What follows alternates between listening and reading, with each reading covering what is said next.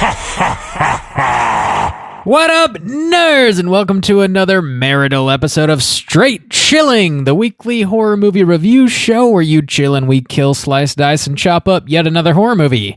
My name's Bob. I'll be your host for the evening. This is episode number 347, recorded on Sunday, November 21st, 2021.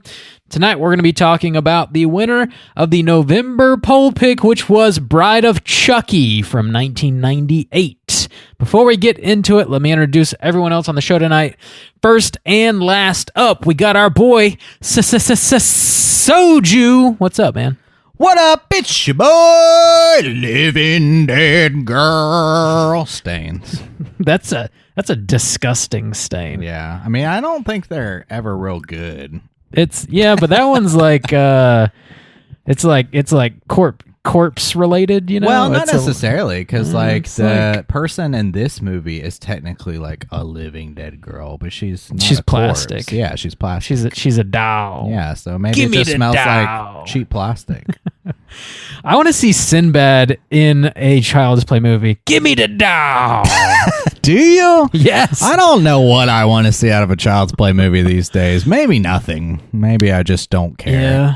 Yeah. Okay. But that would be interesting. What's old Sinbad up to these days? I think he's broke because he, evaded taxes for decades, and then the IRS was like, "Hey, wait a minute, these numbers don't look right." Is he in jail? No, I don't think he's in jail. I think he just had to pay him a lot of money, which that sucks. That sucks. That dude's legitimately hilarious. Hopefully, he's okay. Dude, first kid slaps. Yeah. Jingle All the Way, which is the movie I was referencing about Give Me the Doll, whatnot. If you haven't seen that, now's a great time to watch it because it's Christmas time. Put on Jingle All the Way and prepare to laugh your guts out through your asshole. It's great.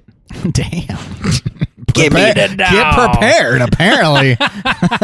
Prepare to do Get that. prepared. Yeah, it's... I don't know how you prepare for that, but get prepared. Who told you could eat my cookies? Dude. It's a Schwarzenegger impression. You know it's good. Let's tackle some housekeeping real quick. Here is your final reminder. We got our December poll pick currently posted on our Patreon website. If you support us at the $5 level or above, you get the chance to vote on a movie we're talking about this December. The theme for December is Covert Christmas. The three movies to vote between are Body, P2, and Scent. Hey, Bob? Yes. How those numbers looking this week? They've been all tied up, but we're heading into the last week. Yeah. Actually, by the time this comes out, well, I guess the numbers now, but how are the numbers looking right now? Right now. Yeah, so we're recording a little early because we're all going to be out of town and some of us are getting married and doing crazy shit with our lives. So yeah, we're recording a week early tonight. But right now, the numbers are like neck and neck still. P2 is winning by just a single vote. Okay. So it still could go any which way. And at the time of this recording, there's about, I don't know, what is it, the 21st, so like 9 days left to vote. So we'll see what happens. Okay. But yeah. I still need to, maybe before I leave tonight, I'll watch the trailers for all three of these movies because I don't know them. I know nothing about them. I did look at the synopsis for all three and immediately forgot what they were about. Tight. So yeah. Well, fucking, I'll tell you. Okay, so Body. I've seen all three of these movies. Okay.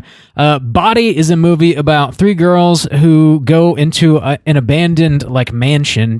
They're college age, and it's around Christmas time, and they're just looking to have some fun. So they're playing pool. They're making drinks.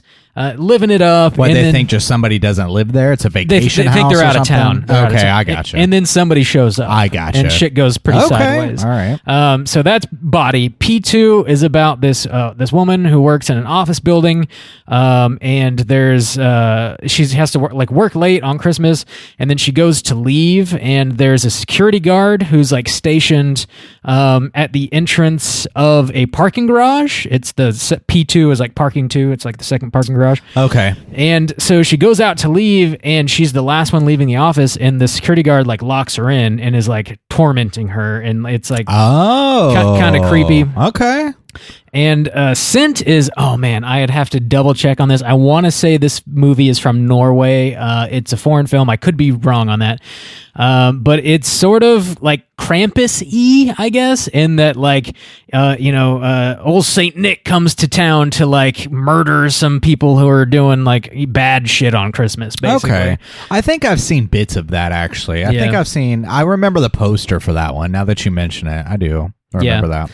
So those are like kind of rough synopses for you. I know there's some conversation on the Slack channel about what movie to vote for. It seems like a lot of people hadn't seen these, which is sort of the point. Covert Christmas. We chose 3 movies that are kind of underseen, but are also pretty solid Christmas horror movies. That P2, I gotta say, if I had a vote, I think mine would swing that way, just out of like curiosity. Like, oh, that sounds like the kind of most interesting premise to me, but that first one sounded good too. Yeah, I'd recommend watching all 3 this season, because it's like we get Black Christmas, we get Silent Night, Deadly Night, maybe rare exports. Like there's a few solid Christmas horror movies. But there's nowhere near as much as like Halloween or something like that. So these are some that you may not have heard of or seen that are pretty solid. So Audition, sneaky Christmas movie, right? Yeah. Also that French movie we watched this year, Calvaire. Calvaire, yeah. That was sneaky Christmas too. I would not watch that around Christmas time. That is a fucked up Don't movie. do that. But sneaky Christmas. Yeah, there you go. Get your votes in before the end of November. We'll see what we're talking about this December. In other Patreon news, at the time of release of this episode, we would have just dropped another mini cast. If you support us on Patreon at the $10 level or above, you get access to a whole slew of mini casts. There's over 50 on there now. And the cool thing about this is if you join on Patreon, we will email you an RSS feed that you can drop into the podcatcher of your choice, and all of these bonus episodes will just pop up on your iTunes or your Google Play or whatever you want to listen to them on. So you don't have to go to Spotify go to Patreon specifically to listen to them. But we just dropped an episode about Squid Games. Juice, you were talking about that. Whoa, the global phenomenon, old Squid Games. I watched this. Was I in quarantine? I think it came out when I was in quarantine, and it's a Korean, I don't know, not necessarily horror, but horror-esque. You haven't seen it, Bob. I haven't. But there's even up on our Instagram feed recently, I posted the video. I was in Seoul, and it's so popular, like even like icons are already popping up around the sea. When I was out for Halloween, Squid Game costumes everywhere. Damn. But if you haven't, I would recommend that you check that out, and then definitely listen to my thoughts on Squid Games. The idea is it's kind of like a Korean Hunger Games, but instead of kids, it's like adults. They're all in like serious debt. And they're like, oh, we'll give you a shit ton of money if you play these like deadly games and survive or whatever. And there's like 400 people and there's like one survivor. And so that's like kind of the premise. And so almost each episode you kind of go through these different games and like a shit ton of people die. So it's like, it's pretty bloody, gory. Like it's got some interesting like design work. The design in it, it's like pretty spectacular, and it's really interesting. I definitely would recommend people check that out. But yeah, so check that out and then listen to my thoughts on Patreon. Sweet deal. Yeah. In other Patreon news, we do have a brand new Patreon supporter. We got to give shout outs to. Big thanks to Jonathan M. for signing up and showing us some love on the Patreon. Every dollar you guys contribute goes right back into the show. It means a lot to us. It helps us run the show. And as always, we owe you the straight chilling salute. This goes out to Jonathan. Slap my ass. Yes. Slap my ass, Jonathan. We love to hear it. We love to feel it. It's a hearty ass slap. I think that's all we got for Patreon news. Also, at the time of this episode being dropped, we will have a new episode of Let's Get Physical Media out. Mikey and I are talking about our October pickups, so if you have any interest in collecting Blu-rays, 4Ks, DVDs, we're going to be talking about everything we picked up in the month of October. We got some recommendations, some things that you should probably stay away from, and you can get that anywhere you get your podcasts. It's called Let's Get Physical Media. Bob, was it a bloodbath for October? Give us a little preview, sneak preview. Yeah, it was like fairly consistent with what we had been doing for the rest of the year, honestly. It didn't stand out necessarily. Okay. Yeah. All right. Yeah, I mean, if we had gone to Spooky It wasn't Empire last year's Spooky Empire. No, yeah. Or 2 years, 2 years ago? 2 years ago. Geez. That was a bloodbath, yeah. I can't believe it's been 2 years. I know. What is time? Bob, can you even imagine how much you spent on Blu-rays by now? 2 years in the making. Dude, let us not contemplate. I'm not here to ruminate. Man. At this point, you could have 3 jet skis, Bob. Do you want realize? a single jet ski. You could have one for each Straight Chillin' member. Each one. We could all have our own jet ski. A jet ski fucking convoy, a caravan of skis. Dude, yeah. Uh-huh. Yeah, that's not how I want to live my life. I'm not in my 50s yet, okay? That's like, I don't know. That was a thing when we were younger, it seemed like.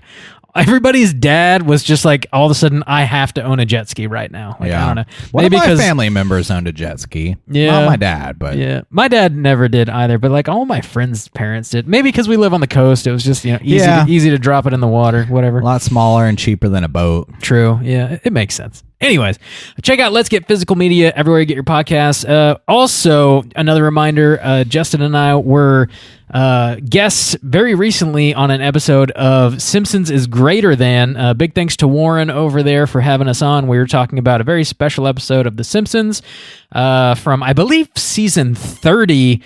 They dropped... 31, I think was it 31? Whoa. Yeah. I think it was episode 8 of 31. Yeah, you might be right. It was a recent episode, and they did a Thanksgiving of Horror episode, which is very similar to the Treehouse of Horror, where it's like 3 short stories. Yeah. They were all like based on Thanksgiving, but they were extremely gory and gruesome and honestly like pretty fun. And there were some pretty interesting spoofs too, because if you've ever seen Treehouse of Horror, I've heard us talk about it, it's usually based on something horror or horror-esque where it's like, spoofing off of that.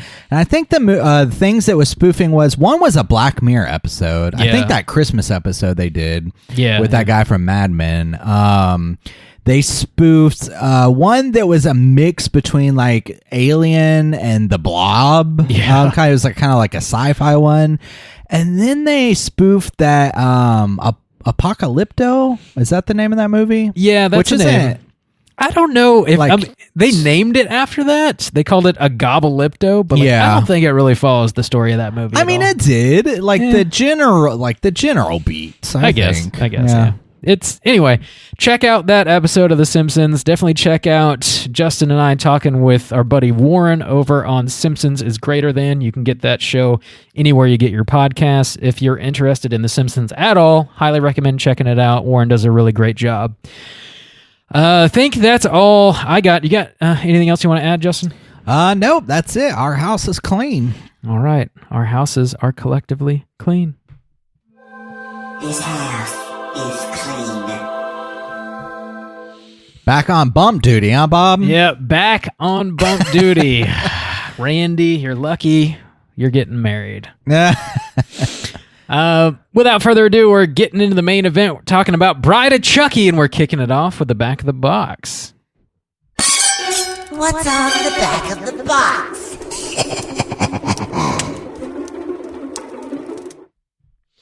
All right. Bride of Chucky was released in 1998. This has a runtime of 1 hour and 29 minutes. This was directed by Ronny Yu. This was written by Don Mancini. Stars Brad Dourif, Jennifer Tilly, Katherine Heigl, and some other folks. Plot synopsis brought to you by IMDb is as follows.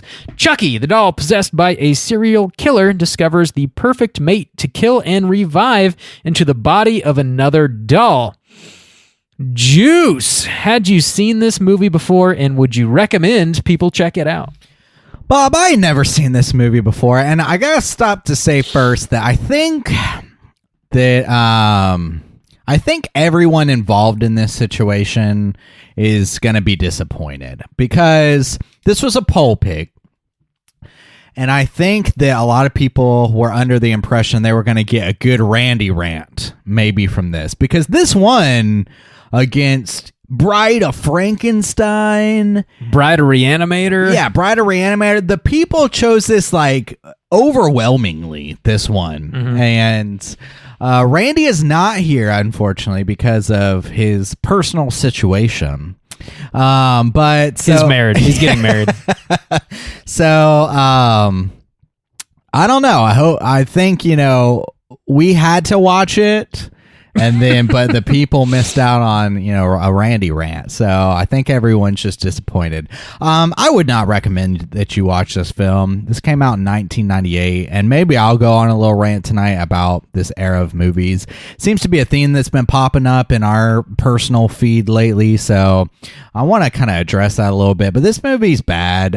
It's the only Child's Play movie I've seen all the way through from the main series. So I saw the remake that came out like 2 years ago with Mark Hamill in it. That had like nothing to do with this. Yeah. Right. Yeah. None of the actors. Like pretty much a different even story premise. Electronic doll gone bad. Yeah, had nothing to do with souls or No anything. voodoo. Yeah. Nothing to do with a killer. So this is the first one. I've seen like pieces of the other one, but man, what a bad way to start the franchise for me. So, no, I would not recommend that you check this out if you haven't seen it previously. Definitely don't watch it as your first Child's Play film, I assume. So, Bob, had you seen this before? You put this on the poll. You did this. So the people made us watch it, but it started with your brain. I mean, we all sort of landed on the idea and agreed upon the movies. It wasn't like I went out of my way to say we have to include Bride of Chucky. I certainly didn't say let's include Bride of Chucky. I didn't. Bob, you did. Whatever. We all agreed on it, and you're trying to blame me specifically. I won't have it. I had seen this movie once before. I've seen all the movies in the franchise. It is not my favorite of the franchise by far. This is the first movie where the creators were looking at the Child's Play franchise and they were like, you know what, let's go full comedy. There's always been like, one-liner here or there that might get a chuckle, but this is full-blown like horror comedy, really like comedy horror. I think that they were trying to like lead with the comedy in this one. I do not think they were successful. I feel like back in the day when people were watching it, it was probably way more impressive. But watching it today, it is really not enjoyable for me. I think some people have some nostalgia for it, but it just it doesn't really work for me. I would not recommend it. Watch the first three. I think they're better than this. Anyway, we'll get into it. It sounds like just not really a recommend at all from the Straight Chilling crew. Yeah. Let's go ahead and drop that spoiler warning, and we'll get into the rest of the movie. Here we go.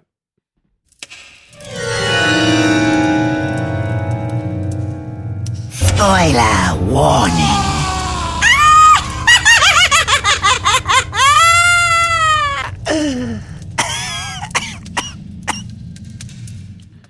Oh, Bob, do you have a plot synopsis? I do, and it's pretty brief. All right. So, all right. That's a slim storyline here. Let me blast through the full plot of Bride of Chucky. All right. Tiffany Valentine, who's a former lover of Charles Lee Ray, seduces and convinces a cop to steal the mangled remains of the doll that Charles Lee Ray previously inhabited from the evidence lockup. She takes it and kills the cop. Tiffany then performs a voodoo ritual, returning Charles' spirit to the doll. Tiffany wants to marry Chucky, but he mocks her, so she ends up buying a female doll and drops it in a cage that she has him locked in. Chucky escapes. She kills Tiffany. He then performs the same voodoo ritual on her, putting her spirit in the female doll. The two deduce that they need an amulet that Chucky's body was buried with to transfer them back into human bodies.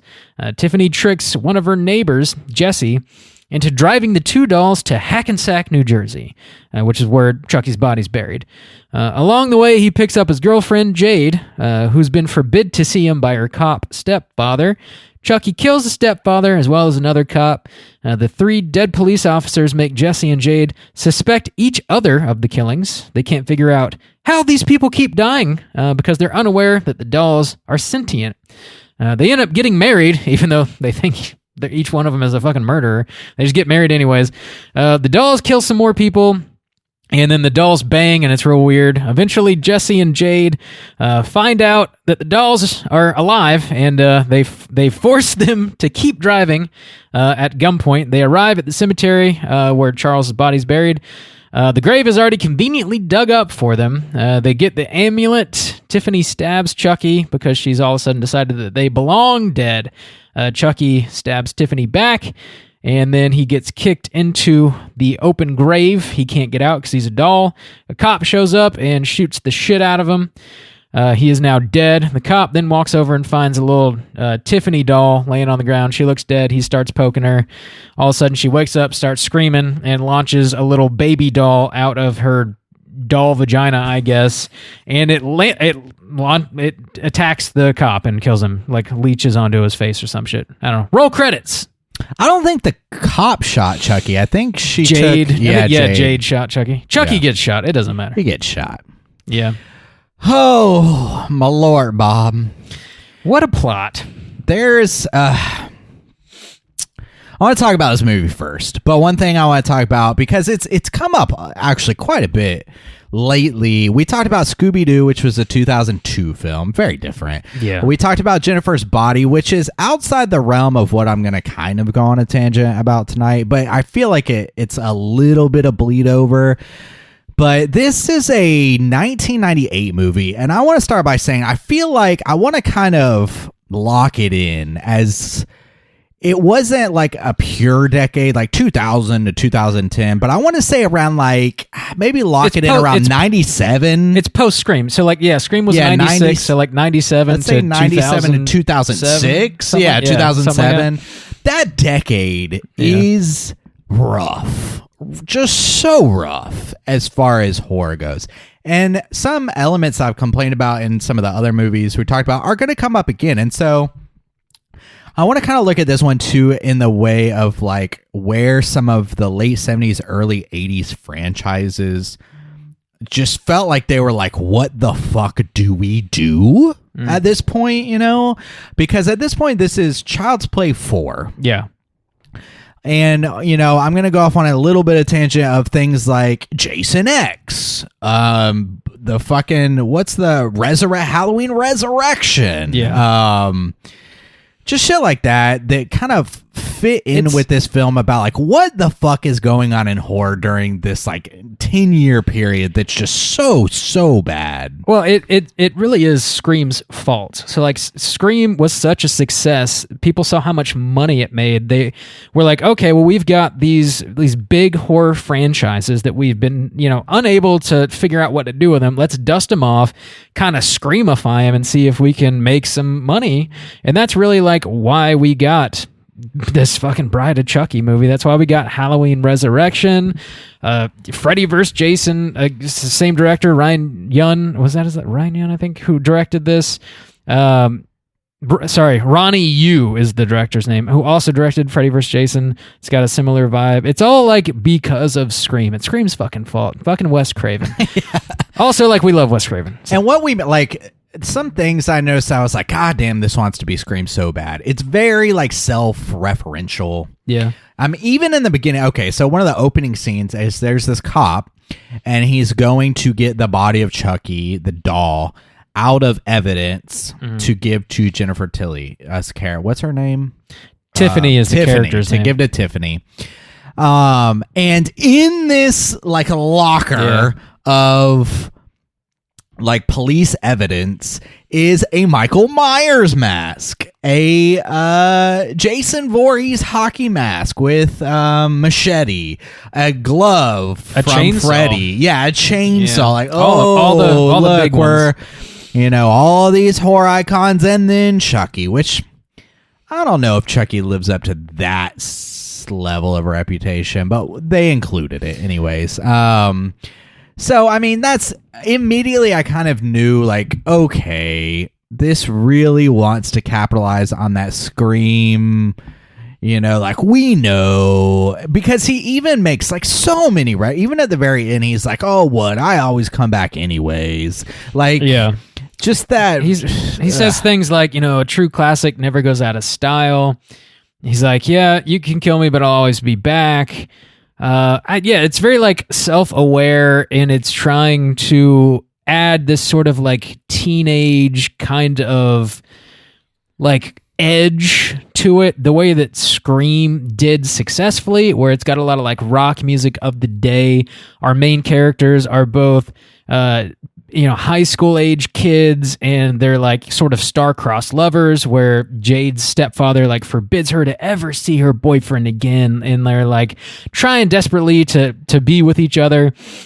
And I think, so we're going to talk, we're going to cover the negatives for sure. I think this movie does have a few things that it does very well. Like, obviously they're trying to do this sort of like Bonnie and Clyde thing with Chucky and Tiffany. And I think generally speaking, like, adding another doll character was a good idea, because like you get, there's this one little doll, and it's only so scary to begin with, because what is it? It's like a 3-pound piece of plastic. It can only like trick people into dying so many times. So if if he has this accomplice and they can work together, I think that's a cool idea.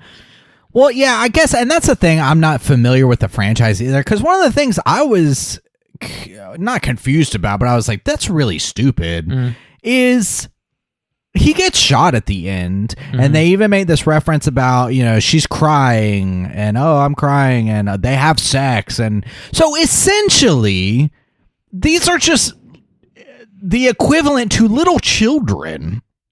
I mean, if they are able to be shot and bleed to death, and burned alive, and feel pain when their hair is pulled, they're just small children. So there's nothing scary or threatening about this movie to me. It's all just stupid, kind of schlocky gore.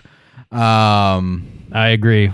Yeah, and so it's not scary. Yeah, but I don't think they were really trying to be scary. So I don't think so either. There are a couple deaths in this movie that are like not great, but like sort of out of the box a little bit. It's not just Chucky stabbing somebody to death again, because we've seen that before. Like they even self-reference that, where he's going to stab somebody, and she's like, "It's almost like they really were banking on, let's make some interesting kills," but they show it to you. Which, I mean, it's when you're like doing the self-reference thing, it's hard to critique it completely, because I'm like, okay, they reference that, but like they want to reference that. They know that they're referencing it. It's not some slip up or anything. Yeah, he even says something like, "Oh, that's so 80s," and there's another line he drops. It's like, "Oh, this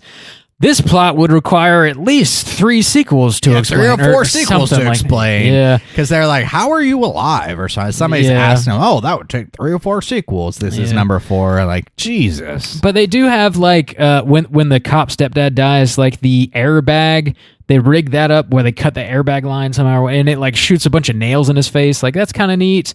Probably the best one or most, like, memorable one for me is where the couple...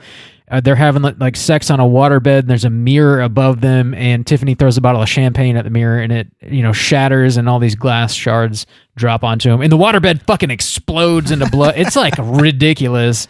Yeah, I didn't like that one, because we saw this with another movie from this time. I don't think it was Scooby-Doo, though. I can't remember which one. Like a waterbed? No. Where the glass is falling, and it's clearly meant to be some kind of like goofy 3D gimmick thing.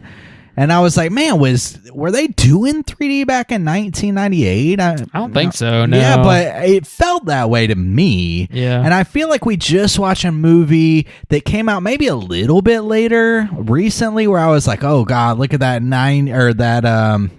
look at that 3D gimmicky shit or whatever. So I don't know.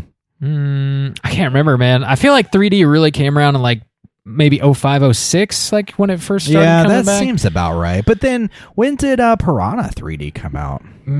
That's a good question. That's like 2008, maybe? I'm guessing on that. I'm going to look it up. Okay, yeah. You can do some quick googing on that. I dig that they do this sort of like Bonnie and Clyde like road movie where they're like natural born killers almost. You know, they're just on the road murdering folks. And I think obviously like dolls can't fucking drive vehicles, and I think they sort of write around that problem in a way that is logical and makes sense. Like they got these teenagers, they need money because they want to be together, they want to like elope or whatever. So yeah, sure, they'll drive these dolls to this random location in New Jersey for $1,000. Like I think they problem solve with that because like how do we get these fucking dolls on the road killing people? They figure it out in a smart way, I think. I think so too. I would agree with that. And for somebody who's not familiar with the franchise, I will say it was a little confusing at first because it seemed like to me the way they introduced these characters, I'm assuming now after having seen it that these are all new characters. But when it first happened and you come to find out that the girl is adopted by her uncle because her parents are dead, I thought she had something to do with the previous franchise, and that would explain why her parents are dead, because they were murdered by Chucky. So I thought she kind of had some history. So I was kind of waiting for that, and I feel like that was a weird way to kind of start it. It's like, no, it's her uncle. It's like... If I don't think that's the case, I guess it's a possibility because like Don Mancini like wrote all these movies. He kind of controls the franchise, and I mean that could be a deep pool that I just missed because I'm not super into the franchise. But like the first 3 movies are like sort of the Andy Barclay trilogy. Like Andy's the little kid from the first movie, and the first 3 movies really do kind of like center around his family and him, and like him growing up with this like really fucked up trauma about this murderous doll trying to kill him and his mom and stuff. And like this one is sort of the first movie where they're like, okay, Andy Barclay is no longer a part of this story. It's just about the doll. So it's not called Child's Play. It's called fucking Chucky or Bride of Chucky or Seed of Chucky or whatever from here on out. They kind of get rid of that. So I don't know, like maybe, but I don't think that's the case.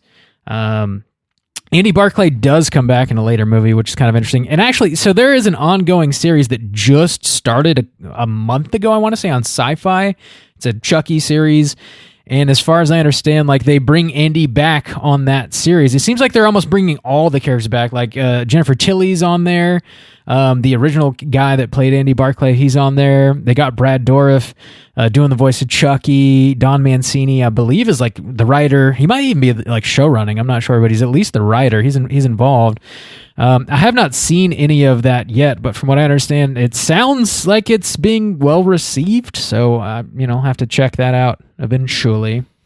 Yeah, I guess that, like, to me, as somebody who's not familiar with this franchise, none of it really, it's never really been appealing to me. I'm curious about the first one because it kind of made this figure kind of iconic. I definitely don't think it's the level of Leatherface or Michael Myers, but Chucky's iconic to even people who don't know anything about horror. If you saw a Chucky doll, you would generally kind of know what it is and what it's about. So I'm curious about it from that level. But leaning into the whole schlocky, funny, gimmicky thing, it's curious because that 97 to 2007 or whatever is so bad to me. But one of the discussions that came up earlier this year is Malignant. And I can't help but wonder if this younger generation who has lived more in the era past that, where people started to try to take horror more seriously again, the James Wan, and then bleeding into like A24 movies like Split and stuff like that, where horror is taken more seriously. Yeah. If they have this weird kind of nostalgia for what I see as like one of the worst decades for horror, but they were so over the top, stupidly schlocky, and even with this new Child's Play, they're still kind of sticking with that, and I'm like, man, is the pendulum swinging back this other way? Because it's been now, this movie is almost 25 years old now, close. Yeah, almost. So I mean that's quite a bit of time and enough to swing back to like a former kind of trend. God, I hope not. I don't know who would really make these movies. Like, we can talk about Malignant, but that is like such like I don't know, man. It's like James Wan really struck gold on that because they gave him, I think it was like $30 or $40 million to make that movie, and the plot is so crazy. And the only reason they were like, you know what, James, do what you want to do, is because he's made Warner Brothers like a fucking $1 billion. So like, here's one for you, buddy. You definitely earned it. But like nobody else can get away with that. Now you might want to go to Blumhouse and they might fund your movie where you could make some sort of like crazy, goofy, off the wall kind of plot, but they might only give you like $5 million. Yeah, and at least I guess they seem to screen things better because they did do Happy Death Day, and then even we covered specifically Happy Death Day 2, which was pretty much just a comedy at that point. Yeah, I agree. So, I mean, there are things popping up, so maybe they could. That was done, well, I don't know. Even that, Randy hated that. And we were much more forgiving on it. It was a fun movie. Like, so, it's goofy. I don't know. I guess it could be going that way. This movie, though, what did I like about it? I get what you're saying about the kind of Bonnie and Clyde. I agree that I like the logic of it because I like that general play and idea that they were keeping these kids alive. One, because they ultimately wanted to inhabit their bodies. Yeah. But initially, too, like you said, to get to where they were going. And so a lot of the deaths spawn around people trying to interfere with these kids. Yeah, that's true. So, like the uncle trying to plant pot on this kid. And then the shitty cop who's, kind of doing that too.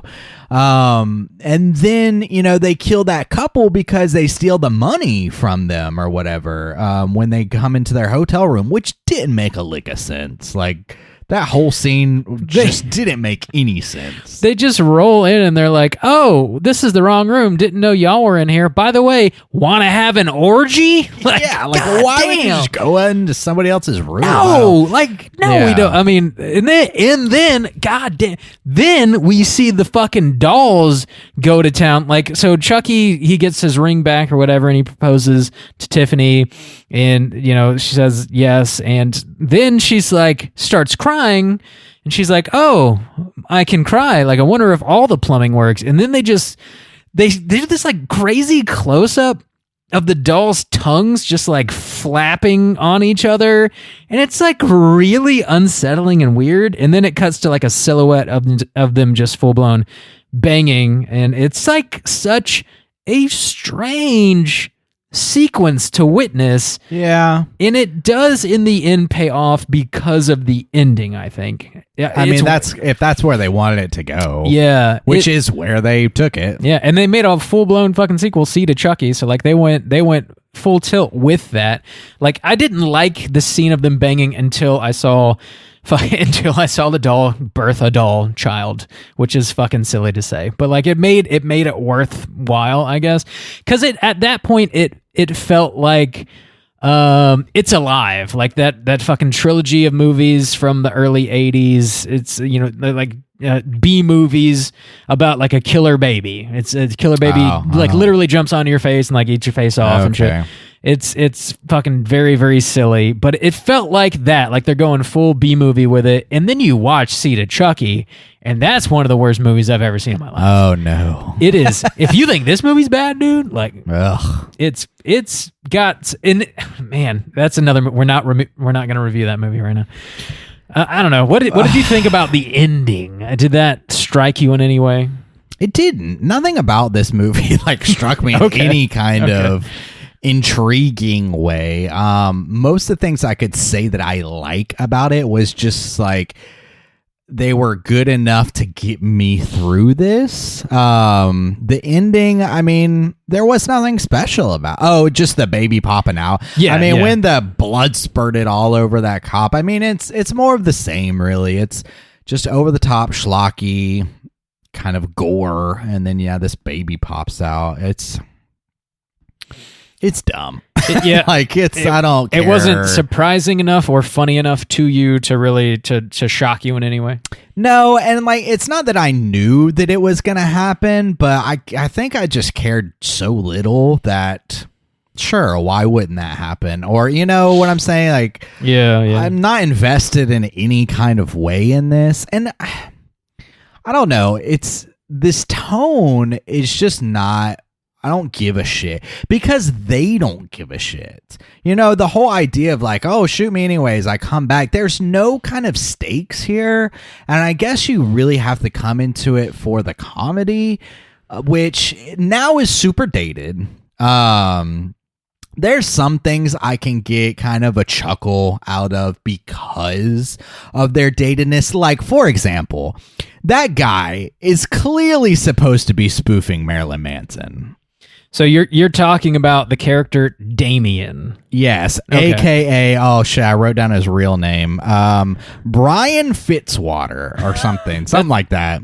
That's his name in the movie, or that's the actor's name? No, that's his name in the movie. Okay. Because remember they do this news story, which that actually did get a pretty good chuckle out of me. Yeah. Because if you look at old pictures of like Marilyn Manson when he was a teenager, he kind of looks like how they portrayed this guy. Yeah. And they did him all Marilyn Manson-esque. I mean, I felt like that was pretty intentional. And that was at the height of, 1998. That was he was a big Manson, deal. Manson was a big deal. Yeah. I feel like that was specific to Manson. Yeah, I mean, there's not one but two fucking Rob Zombie songs in this movie. So, that was the era. Yeah. I wanted to pull up the Spotify playlist. Oh, hang on real quick, though. That kind of got a chuckle out of me. So, but it's all super dated. Like, if somebody that was 15 that watched this, they would have no idea. I don't think that they would think about Marilyn Manson when they saw that. And I just got a chuckle out because I'm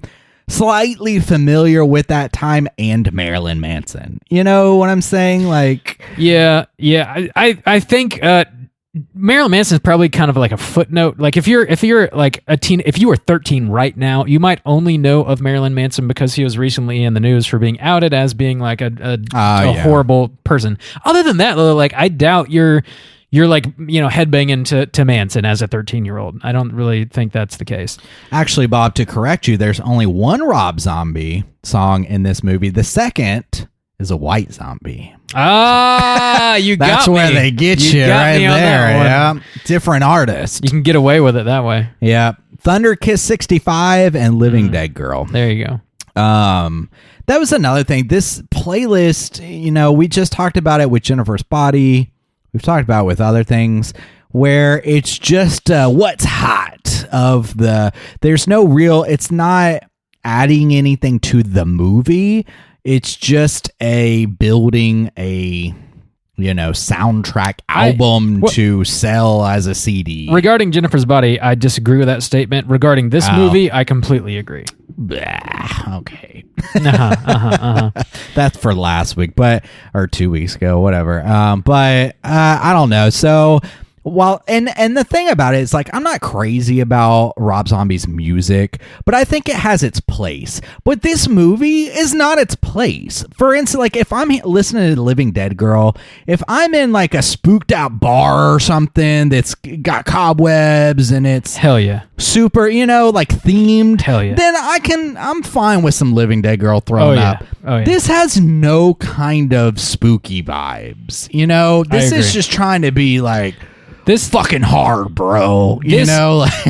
I will say, like, the like tone of this movie, and also the sort of put upon like sleek version of like goth culture in this movie it feels very manufactured and like safe in a way that's not true to like goth culture. It feels like Hot Topic sponsored this movie, and it doesn't feel like you're really walking into this trailer of a person who like fell in love with a serial killer and like is obsessed with dolls and has doll parts everywhere and is dating this dude who pretends to murder people for her.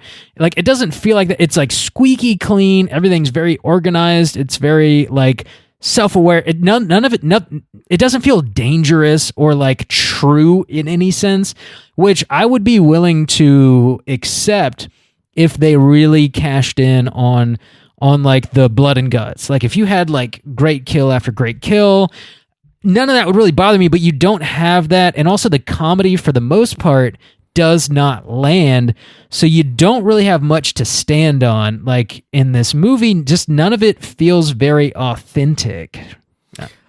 I'm going to say something, and I don't really know how to say it any better. Okay. So I'm not trying to like put anybody down. I'm not. But when you said, oh, like sponsored by Hot Topic, I saw it a little different way, and something you mentioned sparked the idea. Mm-hmm. So I'm sorry, because I don't know how to say this any other way. But again, I'm not trying to put anybody down specifically. That's just the only term I can think of to properly describe what I'm thinking. This movie feels very trailer trashy. Okay. And I mean, at one point, Jennifer Tilly is living in a trailer. And I'm not putting anybody down who lives in a trailer. What I'm talking about is the trashy stereotype that's often associated with that, which I don't think there's anything wrong with living in a trailer. Just, I'm talking about like the idea of just the kind of just like trashiness of it. It feels like just like a trashy kind of movie. Like, look at these dolls fucking and living dead girl, bro. And I feel like it wants to be. I know, I agree. But I feel like it's not really, to be honest. Like, it feels manufactured to me. I mean, I guess it's manufactured trashy, but I think it's trying to appeal to an audience like that. Yeah, somebody who wants, I don't know, probably like a teenager looking for something edgy. Like, it is probably, or just like super immature adults. Potentially, yeah. And like, oh, I watched this movie. It's fucking, these dolls are fucking, oh shit. Like, you know what I'm talking about? Like, it's like, okay, cool, dude. Like, yeah, I mean, Team America took that concept to a whole nother fucking level. Yeah. But yeah, I don't know. Yeah, it's definitely like trying to have an edge to it. And I feel like in 1998, it probably did. Like, we might be doing it a bit of a disservice here because neither one of us saw it when it came out. Yeah. So it's hard to talk about it through that lens. We're really talking about it with like 2021 goggles on here. And we've seen like fucking Serbian film. You know, like this movie doesn't really have an edge, but it feels like it's trying to manufacture one. And it doesn't really stick the landing. So like one of the themes in this movie, an idea that it's playing with, is like the two dolls are trying to one-up each other regarding like inventive kills, and they're sort of like hatching these like crazier and crazier ideas, and they only do it like maybe twice. But I like that idea. Like the true like Bonnie and Clyde sort of like heart of this script is like, man, they should have just like kept doing that, and like by the end of it, just, you know, I don't know, just do some real crazy shit. And that, honestly, if that should have been the movie to me, like I would have enjoyed it more, I think. And like at the end where they turn on each other, it's kind of like, well, that doesn't make sense because they spent literally the entire movie trying to get here to get into human bodies. Like, why would that happen? I don't know. Honestly, that kind of is the movie, though. Yeah, kind of. I mean, the first kill, when they say like, don't stab somebody, that's so blah blah blah. I mean, they killed the guy where this 3-esque pound doll sits on a pillow. Like, that wouldn't kill anybody. But so that's the first kill. The second kill is where they specifically say like, oh, you know, do it interesting. The nails. Yeah. Then you get they blow the cop car up, which all three of those were Chucky. So when you're talking about the back and forth, then really the first kill is Jennifer Tilly cutting the cop's throat. That's true. That's true. Yeah. Anyway, but then the and then the kid gets hit by the semi. Right, yeah, and explodes, which is pretty funny. And then there's one, or maybe right before that was the waterbed one. I think that's before the kid explodes. Waterbed. Yeah, the kid explodes, and then the kid explodes, and then the cop gets eaten by a baby. Well, they steal an RV and end up killing the people who own the RV too. You remember that? No. They steal an RV and make these people drive, or make the kids drive them. And actually, no, I think they kill them off screen. And we see them dead. When they stuffed said, in a we closet. gotta get, that's right, they're right. We stuffed gotta in a get closet. out of this van or whatever. Yeah, That's true. Yeah, we don't actually see them die. So I guess that doesn't really count. So, I mean, that kind of is the movie. Yeah, it's just like not. It doesn't go far enough, I guess. Yeah, I know. It doesn't. Like, this movie, I don't hate the idea of it. I really don't. Like, if I'd never seen this movie and you described it to me, I'd be like, you know what? That sounds like a great idea to like carry the Child's Play franchise forward in a new way that could sort of like reinvent the series, because like a killer doll is goofy, so like make it self-referential and comedic. Why not? Like that makes perfect sense. Yeah, I just feel like they didn't go far enough with the ideas they had, but I like the ideas that they had. I don't know, it just doesn't fully satisfy in almost any way, I guess. Also, like the dolls themselves, like the Chucky doll looked okay, but the Tiffany doll like looked kind of like shit to me. Like the way they it both moved, look like shit to me. Really? Yeah. Yeah. The lips, like it looks like an animatronic or whatever that they built, which it was a robot, which I'm sure was fucking hard, and it probably looked about as good as it could get, honestly, outside of some fucking Jurassic Park shit. No, because I know you haven't seen the original, like you mentioned, but they look better in the original. Oh, okay. Well, the Chucky doll does. Tiffany wasn't around. Yeah, they looked bad to me, and then just like she's cutting her hair and dyeing it to look like herself. I'm like, where'd she get these little boots? Like, yeah, I liked. This movie's stupid. Honestly, so some things that I did like, I thought the Damien character was actually probably the funniest part of the movie. Like when that dude rolls in and he's such a fucking goon, and he's got his fingernails painted, and he shows Tiffany the Polaroid of like this dead body, this dude he fucking killed, yo. And she's like, oh, those nails look familiar, and he's like, you caught me. Like, I agree that was probably the most, like, as far as comedy landing, but also at the same time it felt dated, and it was like, let's target a group of people that are easy to make fun of because they're lower, or like seemingly lower in society. So where, like, I don't know, and we kind of saw that last week too with Jennifer's Body, where I was like, I mean, it's kind of fine to make fun of the goth kids, but like, is it really? Like, it feels like low-hanging fruit to just, it feels like a cheap way at comedy, like these aren't like good jokes. It's just, these are outsiders in society that are maybe a little ridiculous, sure, but it's like, I don't know, it felt like low-hanging fruit to me. Man, I gotta again just disagree with you on Jennifer's Body. Colin, I think Colin was his name.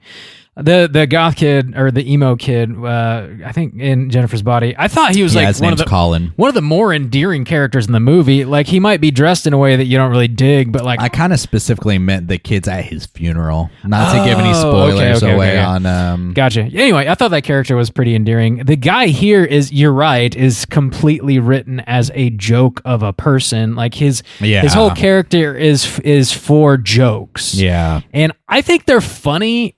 But like, it doesn't seem demeaning in a way. Like, I don't know. I could be wrong. I would have trouble thinking that like somebody who is like a part of like the underground, like goth BDSM culture, watching this and like actually being offended by it, because it is so dumb.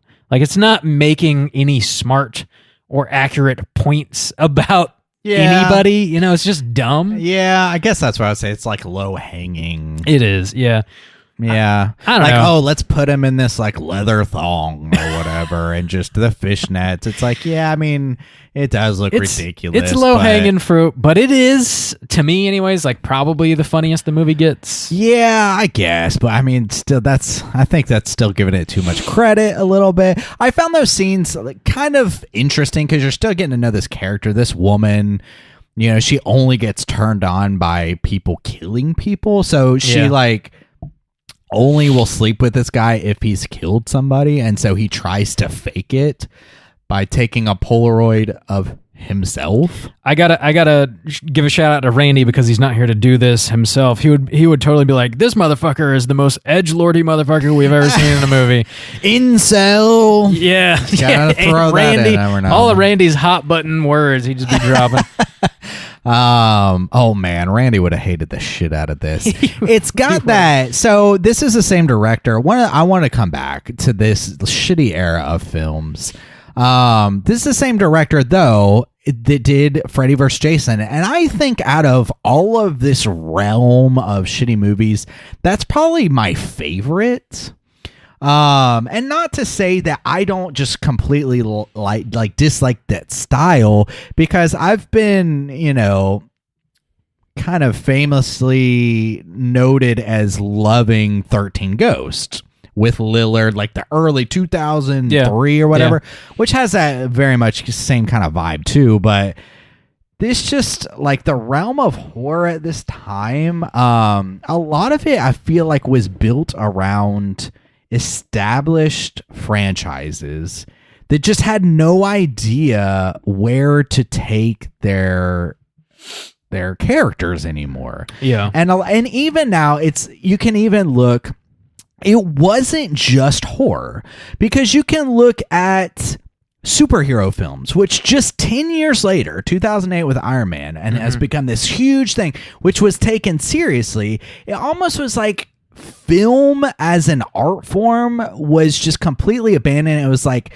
let's be as entertaining as possible, because you have things or like as entertaining as like over the top as possible, because then you have shit like Batman and Robin, which came out I think around 1998, right around there. And so like things like Jason X, Jason Goes to Space, you know, which I actually haven't seen. I've heard people say, you know, that film's actually enjoyable in some ways. It's bad. You have Busta Rhymes fucking kicking Michael Myers with a roundhouse kick. You know, you have Freddy fighting Jason, which again I think is probably one of the more successful, you know, entries into this whole realm of like terrible horror. And then I don't know, it just was a bad time. It just seems like everything was sort of heightened comedically. Like maybe comedy was a very it was a driving factor, I guess, for like cinema in general back in the day. And now I feel like, you know, I mean, there's like some comedy in movies, but like people don't make straight comedies anymore. That's true. Like those don't exist. If anything, we get like very heightened dramas now. Like, you know, you'll watch a Marvel movie and it'll have jokes in it. It's not a comedy. Like when's the last time there was like a big budget comedy movie with like A-list actors released to theaters? Like it's just not really a thing that happens. That's a good question. Even movies like you get Netflix movies, they'll make comedies, but like, you know, theatrical you stuff. got that Adam Sandler movie that came out last year. Oh God, what was that? Sandler, Tubi Halloween or whatever. Hubie Halloween. I like that movie. Really? I didn't watch it. I watched it this year again. Oh, Bob. It's like, it's dumb as hell, but like some of the jokes are funny. And that movie's like, dude, the decoration budget on that movie had to be like $3 million. It is the most Halloween vibed fucking thing. And they actually shot it in Salem. It's like, it's great Halloween vibes. It's got some really dumb fucking jokes that tickle me anyways. Yeah, I just tried to look. I typed in comedy movies 2019 because 2020 was weird. Yeah. Shazam came up, but like you said, Marvel. It's not a Toy Story 4 for some reason. Zombieland, Double Tap. There's nothing. There's no. Wedding Crashers. Yeah, exactly. There's no Old School. There's no... Yeah, the Will Ferrell, Adam Sandler. But now, I will say, though, here's the thing, though, about... And even kind of this film with that type of comedy, it doesn't age well. Well, I some of that I agree with. I will say, like, comedy did... Well, I mean, it's always evolving, but like, sure, like comedy films evolved. I want to say like the last sort of bastion of comedic films that like had A-list actors that were released in theaters were like, you know, like Seth Rogen and his crew with what's the director? Yeah. What's that fucking director's name? God damn, I can't think of his name. The knocked up guy. But even the horror one that they all did that we covered, like Into the World or whatever. Yeah, with Franco, but see, Franco's in trouble right now. Yeah. People need to get off the internet. Judd Apatow. So, like, yeah, that's what I was trying to say. Yeah. The Judd Apatow like crew. I feel like speaking of knocked up, Katherine Heigl was in that. She's in this movie. Yeah. That was sort of like the last bastion of like accessible like comedies that like actually made money, and like after that, I feel like people are scared to gamble on a comedy. I don't know, probably because I could see that. You don't know what jokes are gonna be taken a certain way, and like I don't know, you probably couldn't make those movies. Like you definitely couldn't make a fucking 90s comedy now, but like I don't even know if you could make Knocked Up now. Is that like an okay movie? Yeah, but then again, like going back, we like Old School. Wedding Crashers, and then the one with oh god, what's his name? Forgetting Sarah Marshall? No. That one's great too though. Oh damn. The high school kids on their last like night of the McFogel whatever. Oh, you're super bad. Super bad. God damn. What's that name? Fogel. Whatever. Damn. It's McLovin is what McLovin. I was thinking McPoyle. That's my boy why. McFogel. His name wasn't his name Fogel? And then I was thinking McPoyle because I was thinking of like swirly ass people. Anyways, I can't remember the character's actual name, but McLovin was McLovin. Thank you. ID. I don't know. That should be the name of the Slack channel. McFogel. Anyways, that was a bit of a tangent. Yeah. We can bring it back to this movie. Yeah, this movie, I don't think so. A problem with this kind of comedy is it's dated and it's not fun. Not to me. You know, maybe people who didn't live in this era might find it funny, but I don't think so. I'm sure somebody finds this movie funny or elements of this movie funny, but I don't think it ages particularly well. And maybe it was funny at the time, but I have a hard time like seeing that, and I just don't think it really brings anything anyways. Yeah. The comedy does not land, and there is nothing worse than a comedy that is not funny. That is the worst type of movie I think that can be made, other than just like an overall boring movie, one that you can't remember. Like you'll always be able to remember Bride of Chucky, even if you didn't necessarily like it. But like I don't know, a comedy that's not funny is pretty rough. It's hard to recover from that. Apparently, this movie made money because if it didn't, they would not have made another one. And see, the thing about this movie, I remember it coming out in theaters though, or like I remember its image and its reputation and things like that. Like it had a bit of a cultural impact. It seemed to. Like I remember it felt like a big deal. Yeah, at least when we were younger. Yeah, but it seemed to. It was advertised everywhere. Yeah, it was sort of like omnipresent, and it seemed like it was a cultural talking point. Like people saw it and talked about it. Like fucking Anaconda or something. It would seem like a movie that 12 and 13-year-olds would want to sneak in to see on opening night. Yeah. Like, it feels like that kind of movie. Or sneak from their older brother once it came out on VHS or whatever. Like, that. It feels like that kind of movie. And again, it's got that kind of trashy feel of... Yeah. 12-year-olds might think this is edgy and funny, but who else does? You know, like, outside of that... but like you said, it made money, so I don't know. Yeah. I feel like getting into the 2000s, I feel like the tide started to turn for horror. Like there were some movies that I don't know, like Jeepers Creepers was right around 2000 or maybe 2002, and like fucking Joyride was right around the time, like Vacancy, and then Paranormal Activity ended up coming out. The Strangers, 2006? Fucking straight, yeah, something like that. Paranormal Activity was like, what, 2007, 2008 maybe?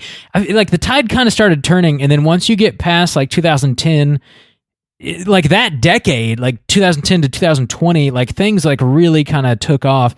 But I feel like early 2000s, the tide started to turn a little bit. Like not everything was a banger, obviously, but like I feel like this was sort of the end, you know, like Scream kicked it off, and then like mid 2005 or whatever was sort of the end of that. People were like, okay, we made all the money we can off of self-referential high school comedy type horror, and then shit got better. I don't know. There were some bangers for sure. The Descent.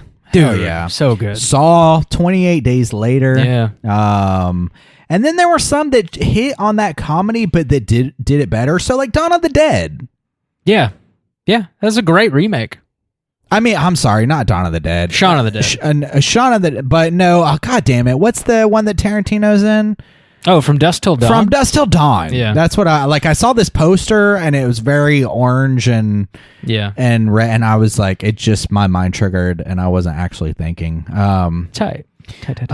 So yeah, like From Dusk Till Dawn. Yeah. That's got like a over the top kind of comedy level to it, but it actually lands for me a lot better in this movie. But whatever. Yeah, I don't know. We're getting into a bit of like a history lesson. We are, but what else are we going to talk about from this movie? Like, do you have any more notes? No, I think I kind of touched on all the main points, and it's definitely time to land the plane anyways, so let's go ahead and rate this thing.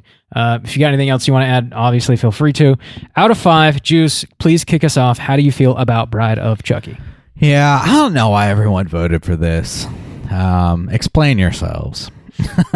Because I'm going to go through the notes. Again, I took some notes. And, again, the music, the references to things like Michael Myers and Freddy and Jason and Texas Chainsaw Massacre. Voodoo for Dummies. If there isn't anything more fucking dated in this movie, is the book Voodoo for Dummies.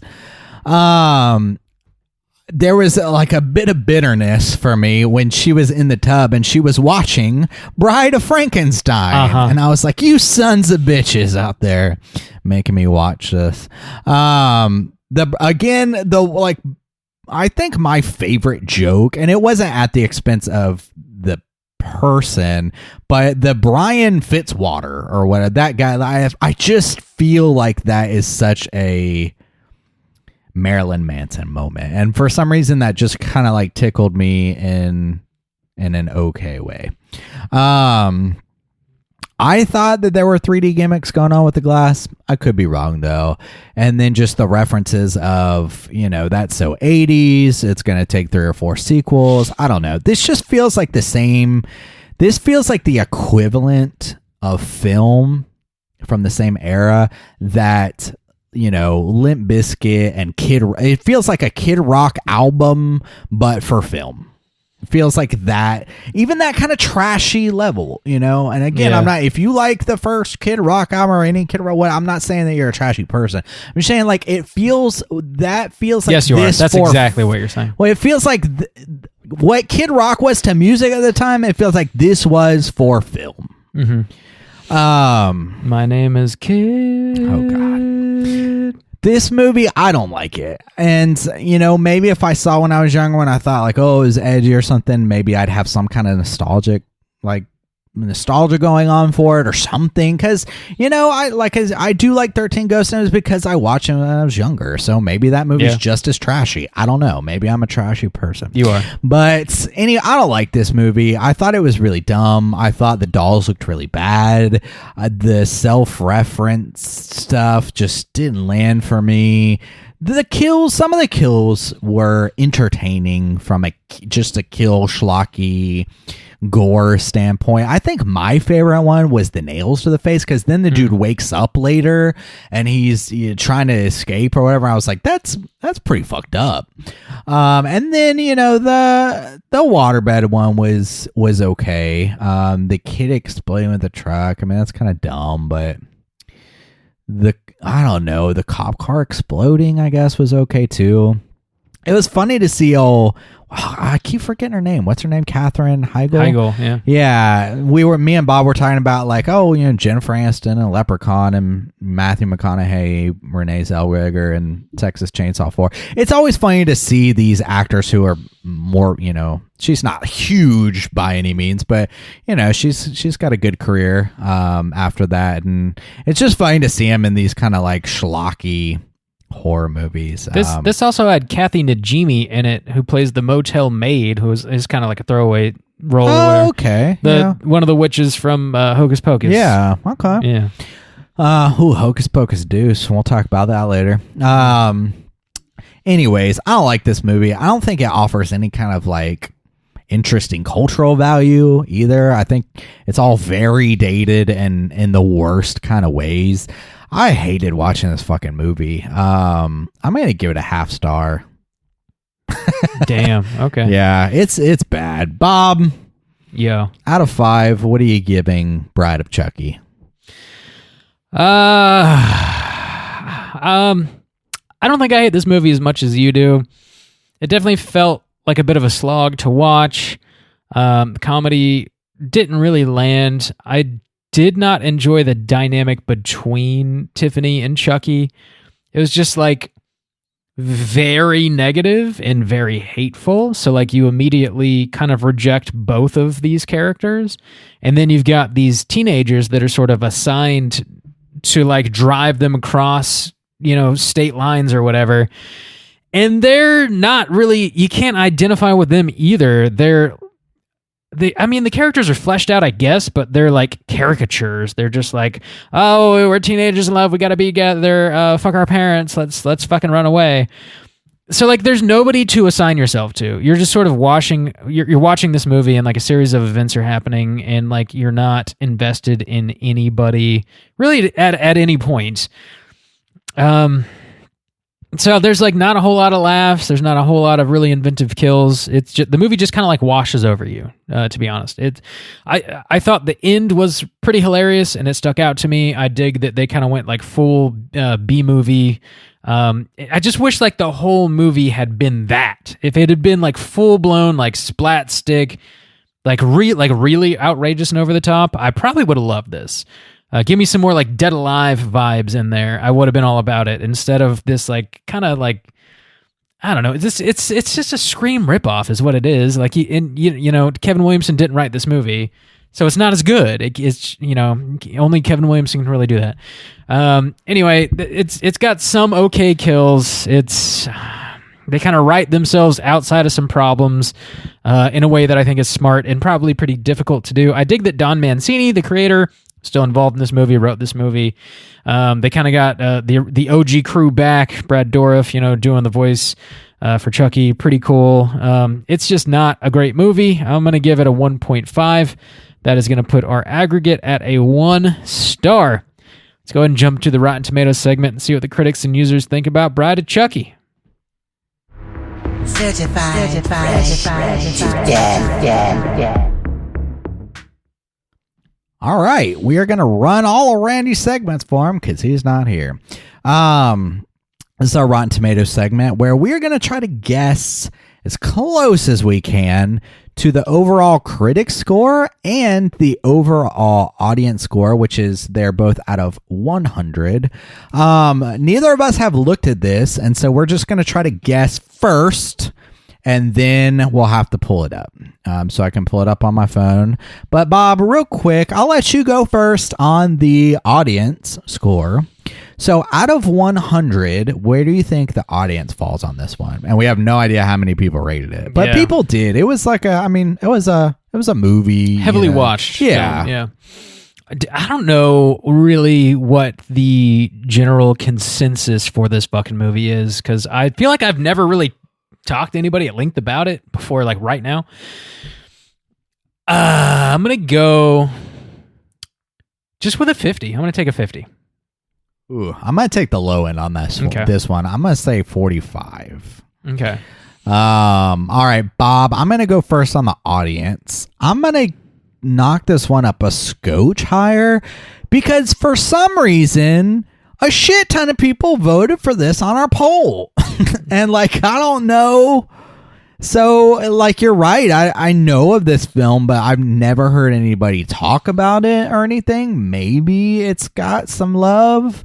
So, I'm going to bump it up a little bit, but I can't go too high. I'm going to say 56. So, I've got 45 and 56. Where are you going? I'll take a 60. A 60. Okay. Let me pull it up on my phone real quick. Do the googin. Googin live on air. We're googin the results on Rotten Tomatoes for the reunited Chucky. Rotten Tomatoes for the reunited Chucky. All right. Holy Nailed shit, it! Bob. You got a ding-a-ling. Bob hit it 50% out of 38 reviews. I get the audience score, though, because I said 56, you said 60. It is 46. So actually the audience score, which is, oh, shit, another one of those that's over 250,000. Damn. Yeah, so like Randy said last week, it was That's when, a lot. Rotten Tomatoes was wide open. But so, yeah, we get a hell yeet and a hell skeet this week. He tied even on that one. But, 50%. 46. None of this is fresh, though. This movie is certainly not fresh. But ours was a 20%. If it had been you, though, it would have been 30%. Yeah. Either way, we're Lower. both low Both lower. on this. But there's no, surprising reveals here, though. Nobody Really loves it. Yeah. What's that consensus? Let me see. The critic consensus is Bride of Chucky is devoid of any fright, and the franchise has become tired. And the franchise has become tiresomely self. Wait, what is that? What is Shit. What is the word? Bride of Chucky's devoid of any fright, and the franchise has become tiresomely self-parodic. Although horror fans may find some pleasure in this fourth entry's camp factor. Parodic. Self-parodic? Yeah. Just parroting itself? Yeah. Self-parroting. Yeah. I Know What You Did Last Summer is right underneath that, and it's very low. I haven't seen that movie in a long time. I shouldn't look at these. It is okay. Also, Texas Chainsaw Massacre 3. Damn. Seed of Chucky. This is what's linked to this film. 13 Ghost, American Bingo. Haunting, Seed of Chucky, Texas Chainsaw Massacre, I Still Know What You Did Last Summer. So nobody really likes this movie. You got a funny negative review you want to read? Oh yeah, I forgot Randy does that. Doing you Randy's- have to scroll so far now. Randy's job is hard, dude. Get that thumb workout. Oh, it's so hard to scroll on your phone. It's so hard. There's a huge Candyman ad that makes me scroll through. That one is there's several that are negative but just say nothing. Sweet. All right. 2 of them. There's only 4, and they pretty much say the same thing. Bride of Chucky strings together a series of humorous asides and knee-jerk shock tactics. All right. We'll take Rating it. D. We will take it. So, yeah, I guess 1 out of 4. All the negative ratings have it 2 out of 5, rating D, rating C+, and a rating 1 out of 4. Oof. Mm-hmm. Oof. Sounds like it's totally time for trivia. Oh, shit, yeah. It's totally time for trivia. Damn, I guess I should have let you do Ronny. Yeah, I was gonna, I'm but doing, you jumped right Oh, into really? it. I'm Yeah. sorry. I didn't realize that. It is fine. It is fine. All right. Well, I made you read the plot synopsis anyways because I didn't know what is Parodic. Parodic? Yeah. I've never heard that before. Me either. Okay. All right, self-parodic. Is that a word? Apparently. Did they make it up? It's on the internet, dude. Dude, I guess so. Self-parodic? What the fuck? Anyways, all right, trivia. There were some in here that I thought somehow made this or would have made this movie worse. Or I don't know. So, this is Brad Dourif's personal favorite Child's Play movie. Brad, what are you smoking? Holy Jesus. Where can I get it? The date on Tiffany's newspaper clippings at the beginning of the movie and date of death. The date on Tiffany's newspaper clippings at the beginning of the movie and the date of death on Charlie Ray's tombstone is the 8th of November, 1988. Jesus Christ. The release date of the first Child's Play movie. Remember, the 8th of November. Dude, that was another fucking stupid thing I wanted to talk about. Okay. The reason that they are able to go to the cemetery and the body is already dug up is because they found his fingerprints at the scene of the crime. He's a doll. How does he have fingerprints? I don't know. It doesn't make a whole lot of sense. It's just it's out of plot convenience because they can't have a doll dig a grave. Jesus Christ. According to Jennifer Tilly, the doll sex scene was all improvised. Well, I don't know though. But if they planned for it to be Seed of Chucky, yeah, if they planned for that. Maybe whole she thing just to means end, the dialogue was improvised. Maybe like, bang, but just say words. Okay, Jesus Christ, Bob. Jesus Christ. That's what they call me, JC Bob. There was a planned album of love songs featuring Brad Dourif and Jennifer Tilly singing as their doll counterparts, Chucky and Tiffany. It's revealed in the movie's commentary that Tiffany was to sing Killing Me Softly with his song. Chucky was intended to sing House of the Rising Sun. And the two were to share a duet of Hit the Road, Jack. Whew. Dude, I gotta say, I like Brad Dourif. I like Jennifer Tilly. Oh. Those two voices are not voices I ever want to hear fucking sing a note. Dude, if that would have made the soundtrack of this somehow worse. Wow. Jesus. I also wanted to read some of the songs from the soundtrack.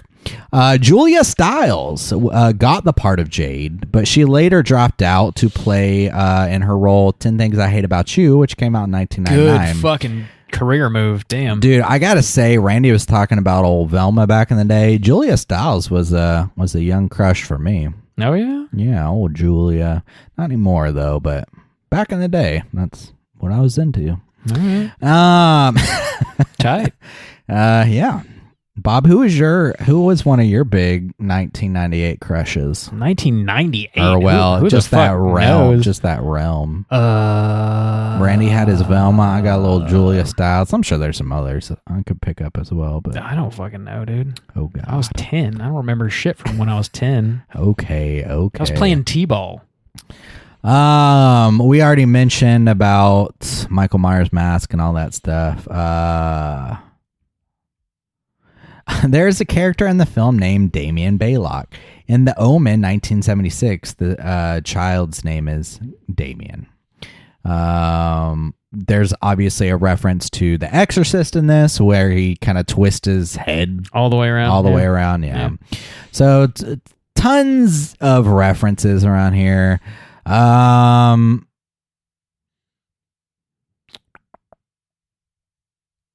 Oh god, even there was a promotional poster for this that even parodied Scream 2's poster. Geez, they didn't even God. Yeah. That's dude. Scream 3 was another one in the realm of just we don't know what the fuck to do anymore. That was terrible around this era. You know why that movie sucked? Because Kevin Williamson didn't write it. Oh, there you go. That's why. There's a lot of trivia on this, but I'm trying. The one about them singing was the biggest wolf for me that I wanted to talk about. Yeah. But I think that's enough. That sounds good. Let's go ahead and jump over into our Cooter of the week. Straight chillin'. Cooter of the week.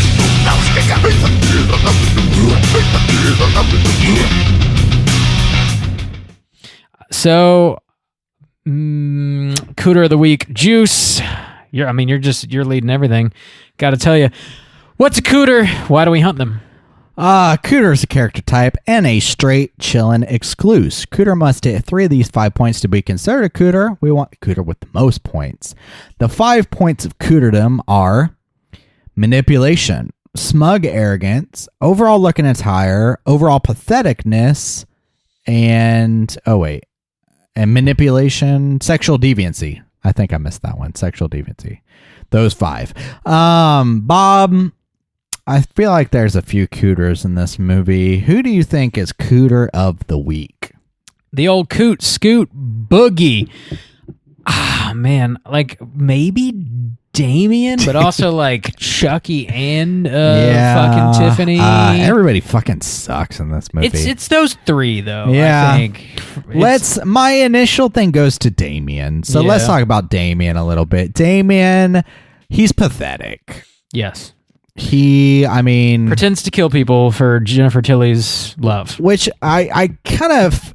Okay, so I guess you could hit him with manipulation in that he manipulates a photograph in order to sleep with somebody. True. So manipulation and patheticness kind of rolled into one. Yeah.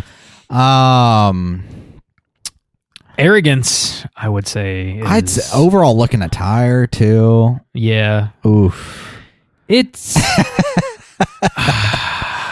Yeah. It's not an easy look to pull off. No.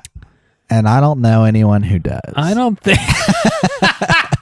Not saying it can't be done, and maybe some people out there think he pulled it off, but... You're not saying it can't be done, it just hasn't been done yet. The like powdered white with the fishnet stockings. Like, I feel like they were trying to make him look stupid.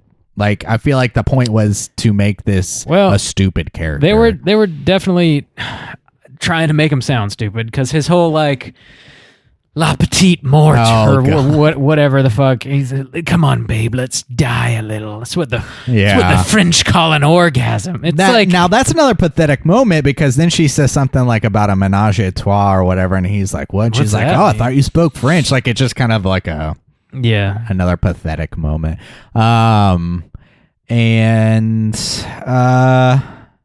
Also too, he's way too, this is kind of pathetic, but also just fucking stupid do not fucking let a bitch tie you up that wants you to kill people in order to get her off. It's a poor life decision right there. I don't know. It sounds like he's putting it out there. His chips are on the table. Well, at that point, you almost just deserve it. He's all in, baby. I guess. Oh my god.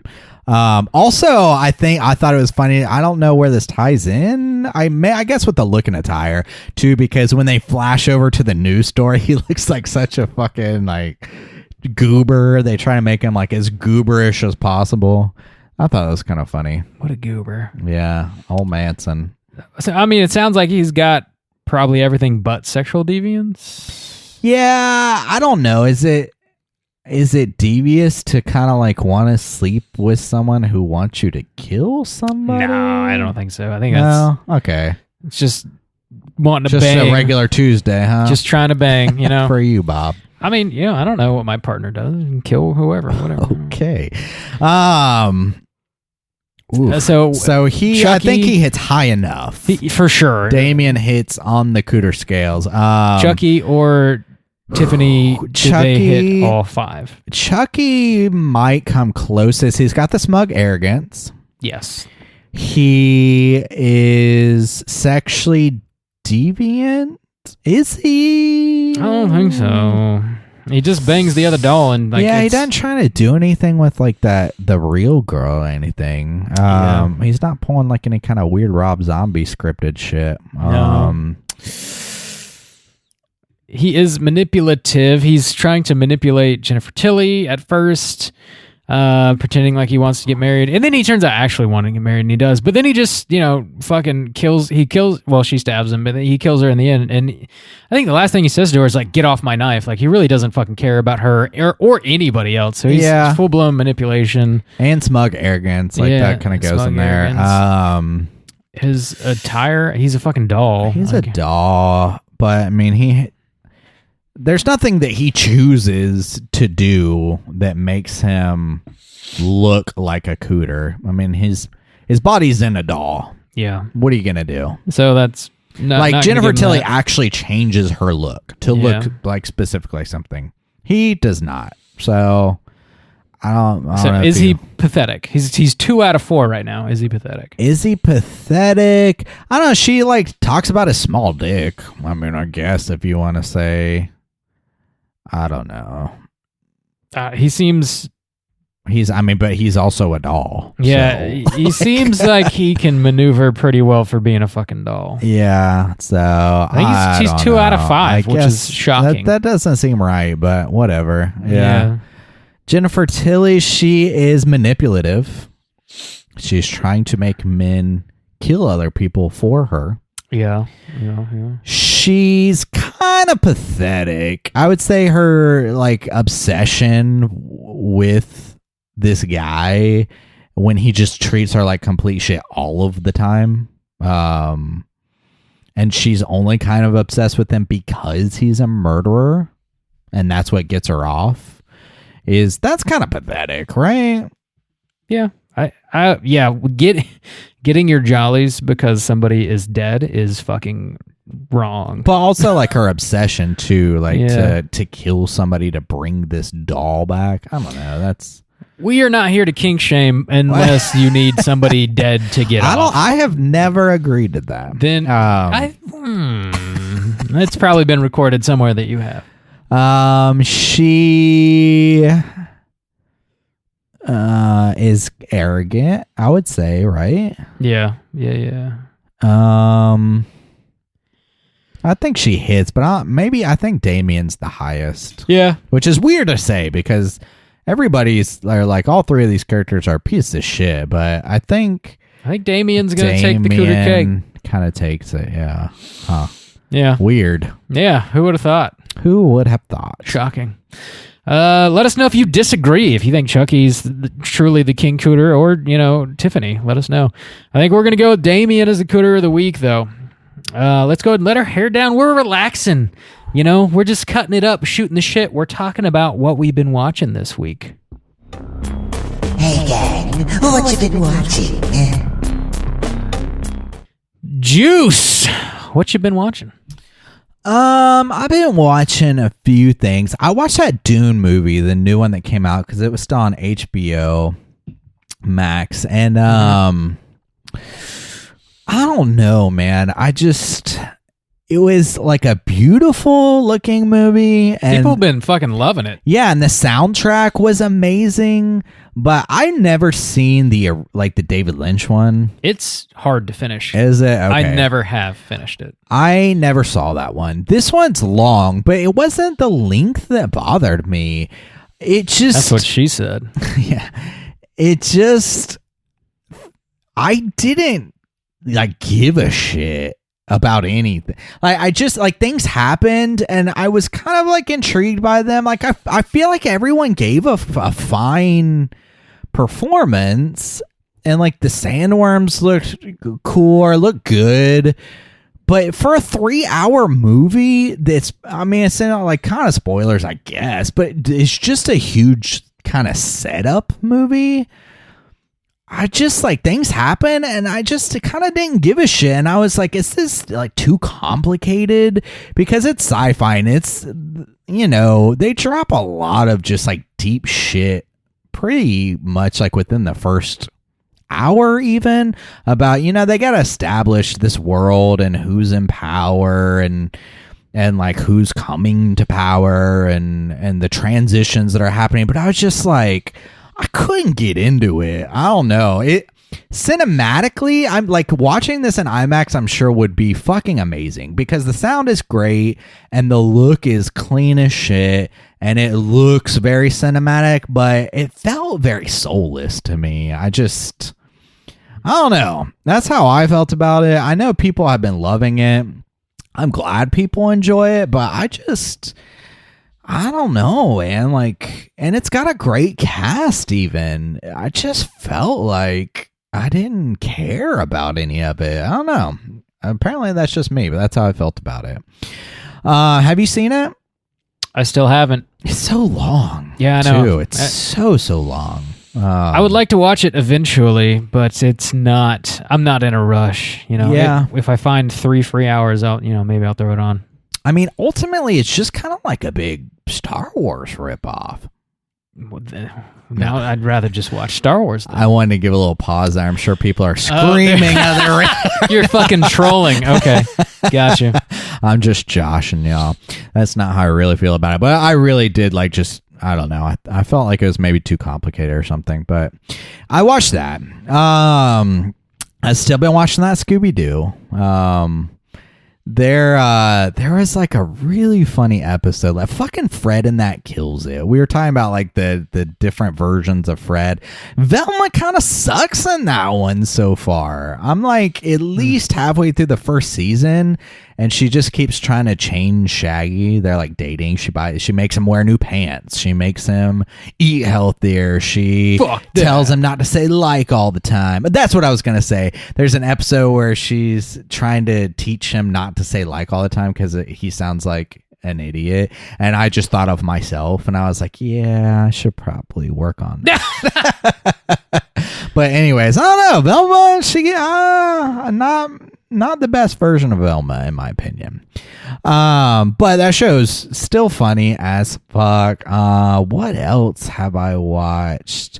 I feel like I always did. I talk about The Night House last time? I think you did. Yeah. I did, yeah. Okay.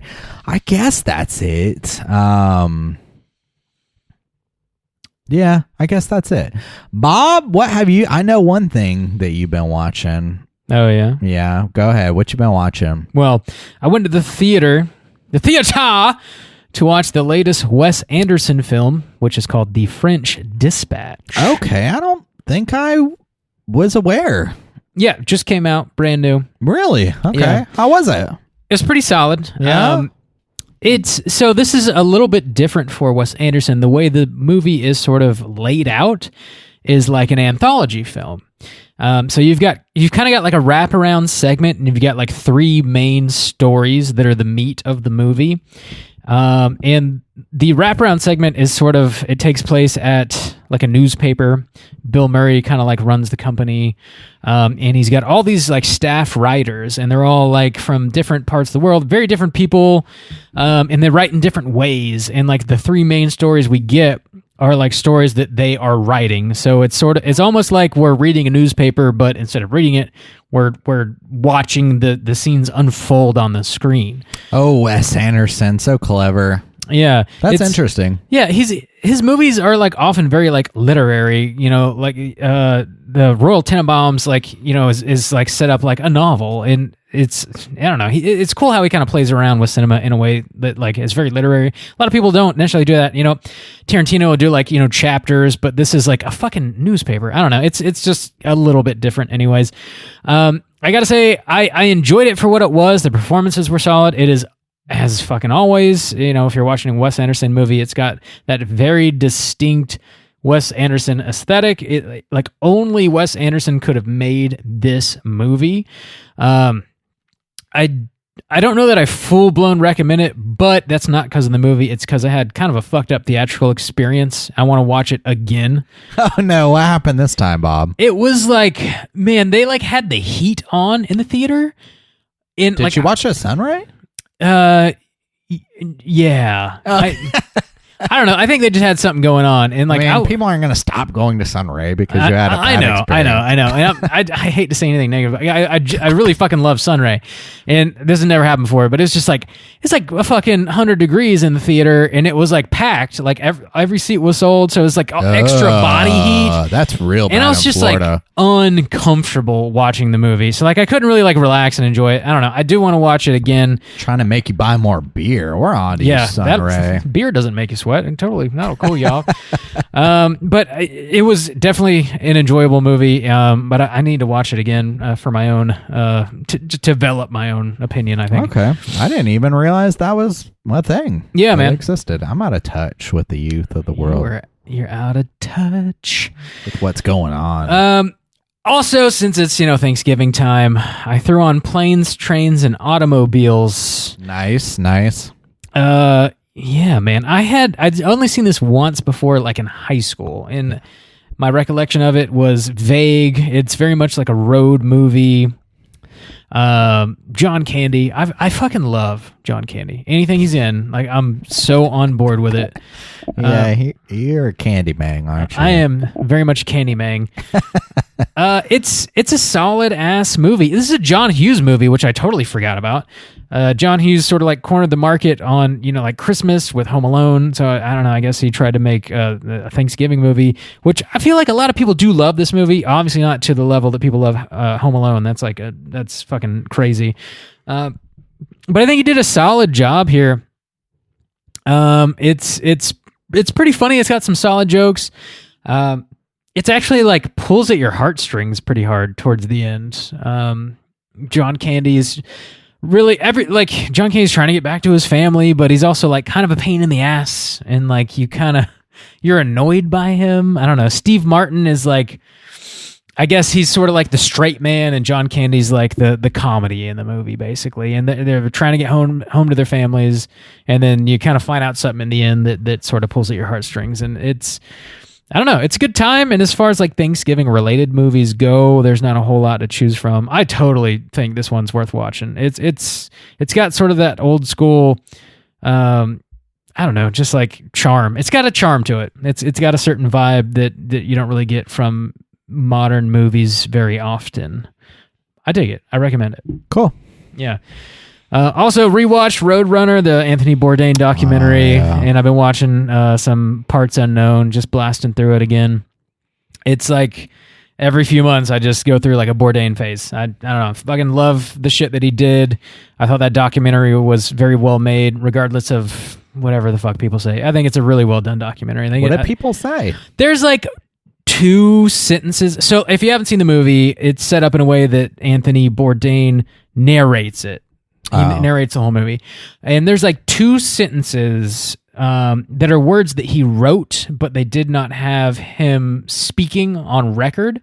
So they got some sort of like AI to say those 2 sentences in his voice. Oh, that's weird. So that they could have him like narrate those 2 lines. That's creepy. And people like kind of got up in arms about it, and like, I don't know, like it's pretty fucking nitpicky, to be honest. Yeah, I mean, if he wrote them, yeah, they are his words. Yeah, it's creepy. It's creepy. I agree, and I don't think that's something that people should just fucking do willy nilly all the time. No, but like if it's 2 lines out of a 2-hour movie, like, yeah, and he did write them, and you know that it's not. They also not a big of a deal. like didn't need to do that. I mean, yeah, I guess I don't know what the lines are, so I don't know. I guess you don't know specifically what they were. I don't know. Yeah, I mean, that's creepy and weird, but I don't think people need to calm the fuck down. I agree. Your life, you know what you need to do? Make your own life more interesting.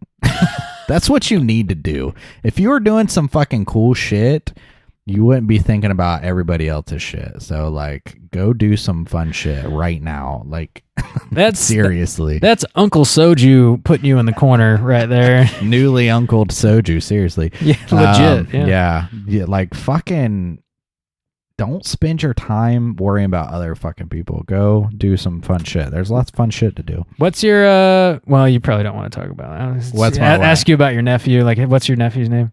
Oh. Is that weird to ask? No, not particularly. Okay. Jackson. Yeah. Okay. Well, yeah. Shouts out to Jackson. Like, put some respect on Uncle Yeah. Soju's name. Make your life interesting, buddy. Whoa, get out there and get it. Grow up and fucking get it. Just get it. That's Nike's new logo. Just get it. Just get it. That's really all I've been watching. Okay. That's all I got. Hotline Screams this week. We did not get any voicemails, but also, like I said, we're recording very early. So if you do end up calling in and leaving a voicemail and you're like, what the fuck? Why isn't my voicemail on this episode? We did get it, but just know that we recorded early, so it's not going to be included on the show. Give us a couple weeks. Yeah. We'll catch up if you guys call in. It's a weird month. It is. Yeah. We're moving stuff around, trying to make sure that we don't miss a week for you guys. So give us some grace with that. But if you are listening and would like to call in and leave a voicemail, you can hit us up at 904-638-3231. This is sort of like post-Thanksgiving. We're rolling into the Christmas season. We're in the month of December, like, I don't know, like, how do you get in the Christmas spirit? Like, this is sort of the official kickoff, it's after Thanksgiving, Black Friday. Like, what do you do? Do you hang lights on Black Friday? Do you get a tree? Like, how do you get in the Christmas spirit? I'd like to know. You asking me specifically, just for a Hotline Scream? Hotline Scream, but also, like, yeah, I mean, if you've got an answer, if there's something that, like, does it for you specifically, yeah. Yeah, I mean, I will say it's a little harder, or I remember it being harder in Florida because I would always be like, it doesn't feel like Christmas. When I was like in Seoul, I would do specific things like, and even I remember in trips past, like I would go to New York around Christmas time and it felt a lot more Christmassy. Maybe it would snow slightly. I remember last year in Seoul, it snowed around December 15th. I went ice skating. I went around to all like the big department stores, like the biggest ones that they have, just like looked at all their Christmas light displays when it was super cold outside. Got my jacket, my scarf on. I would go have like specific winter street food. Like in Korea, they have this like hotak, which is like kind of like a pancake, and it's like fried, but it's got like cinnamon and like nuts inside. Very great for cold weather. It's like delicious. So I don't know, just being in the cold and the snow, seeing the Christmas lights, seeing the displays, listening to Christmas music. I've got like a traditional Christmas playlist, a hip hop Christmas playlist, a sad Christmas playlist, and there's like one more. A fucking Christmas playlist. No, I don't have that one. Baby, it's fucking cold outside. No, I don't remember. I've got another one, and I can't remember what it is. That's bummed me out. But I listen to like Christmas music all the time. Of course, there's tons of Christmas movies. Like, you got to hit the classics. We got to start planning our Christmas movie tradition. But you got your Christmas Vacations, your Home Alones, then you got your horrors like Krampus I watch every year. So there's lots to do. Christmas has like a ton of shit to do. Yeah. Man, I started singing Warm Side of the Door today. Oh yeah, I got that on the playlist. Looking for the Warm Side of the Door, baby. Oh yeah. So yeah, what are you any special things other than that? Bob, your house is decked out in Christmas gear. That's what I was gonna say. It's all about the decorations, man. Like when I was growing up, my parents went so fucking hard in the paint for like Halloween and Christmas decorations, and like that for me is really like the kickoff. Like when you get the lights hung, you get the tree up, you get the Christmas village set out. Like we're fucking rolling, definitely like foods, like Christmas foods. So like you get Christmas beers, you can get some eggnog, you get pumpkin pie, gingerbread cookies, like all that good shit. Like kind of helps get me in the mood. And for sure, like Christmas music, which I can put on Warm Side of the Door a little early, but like hardcore Christmas bangers, like you gotta wait till after Thanksgiving. But once those are rolling, it's pretty easy to just get into the spirit of the holiday. Yeah, the music kind of lubes my soul, you know what I'm saying? 12 Nights of Christmas, Bob, right? Christmas. I don't know what the fuck you're talking about. Yeah, call in, let us know what gets you in the Christmas spirit. 904-638-3231. Also, like, it's not specific to Christmas. If you celebrate another holiday, if you're getting into Hanukkah, what have you, if you're celebrating Festivus, whatever it is, whatever you do to get you in the spirit, let us know. We want to hear from you. We're going to do something we hadn't done in a long-ass time. Whoa. Long-ass time. We're going to talk about some horror news. Extra, read all about it. Yeah, you remember the good old days when we used to talk about horror news every single show? That's a bump. I don't think maybe I heard it when we got the email, but maybe. Nobody else has ever heard that before. Yeah, man, it's been a long ass time. Courtesy of our boy, old Bish. Our boy, the old Bish. I like that he still gets to live through the podcast because every week we use his bumps. Yeah. OGs know, too. Like, if you've been listening to the show for a while, our buddy Cesar, he's an ex co-host. It's been a while since he's been on the show. Yeah. But he made all of our Crypt Keeper bumps, so he's still a part of the show. He's still hanging around. Living on, yeah. Let's talk some horror news. We got a few things going on here. Have you ever seen The Stuff? When did it come out? No. Okay, maybe not. Yeah, this it's about this almost like ice cream kind of substance, which you might be right up your fucking alley, Justin. Oh. It's like a white marshmallowy ice creamy kind of shit you buy in a tub. This company that's selling it like digs it out of the earth, and turns out it like takes control of your body when you eat it and fucks you up real hard. They dig it out of the earth and then people eat it? Yeah, they sell it as a product in like the supermarket. Okay. And it's called The Stuff. Okay. So there was a director's cut. This is a Larry Cohen film, and it came out in 1985. There's a director's cut that was like lost.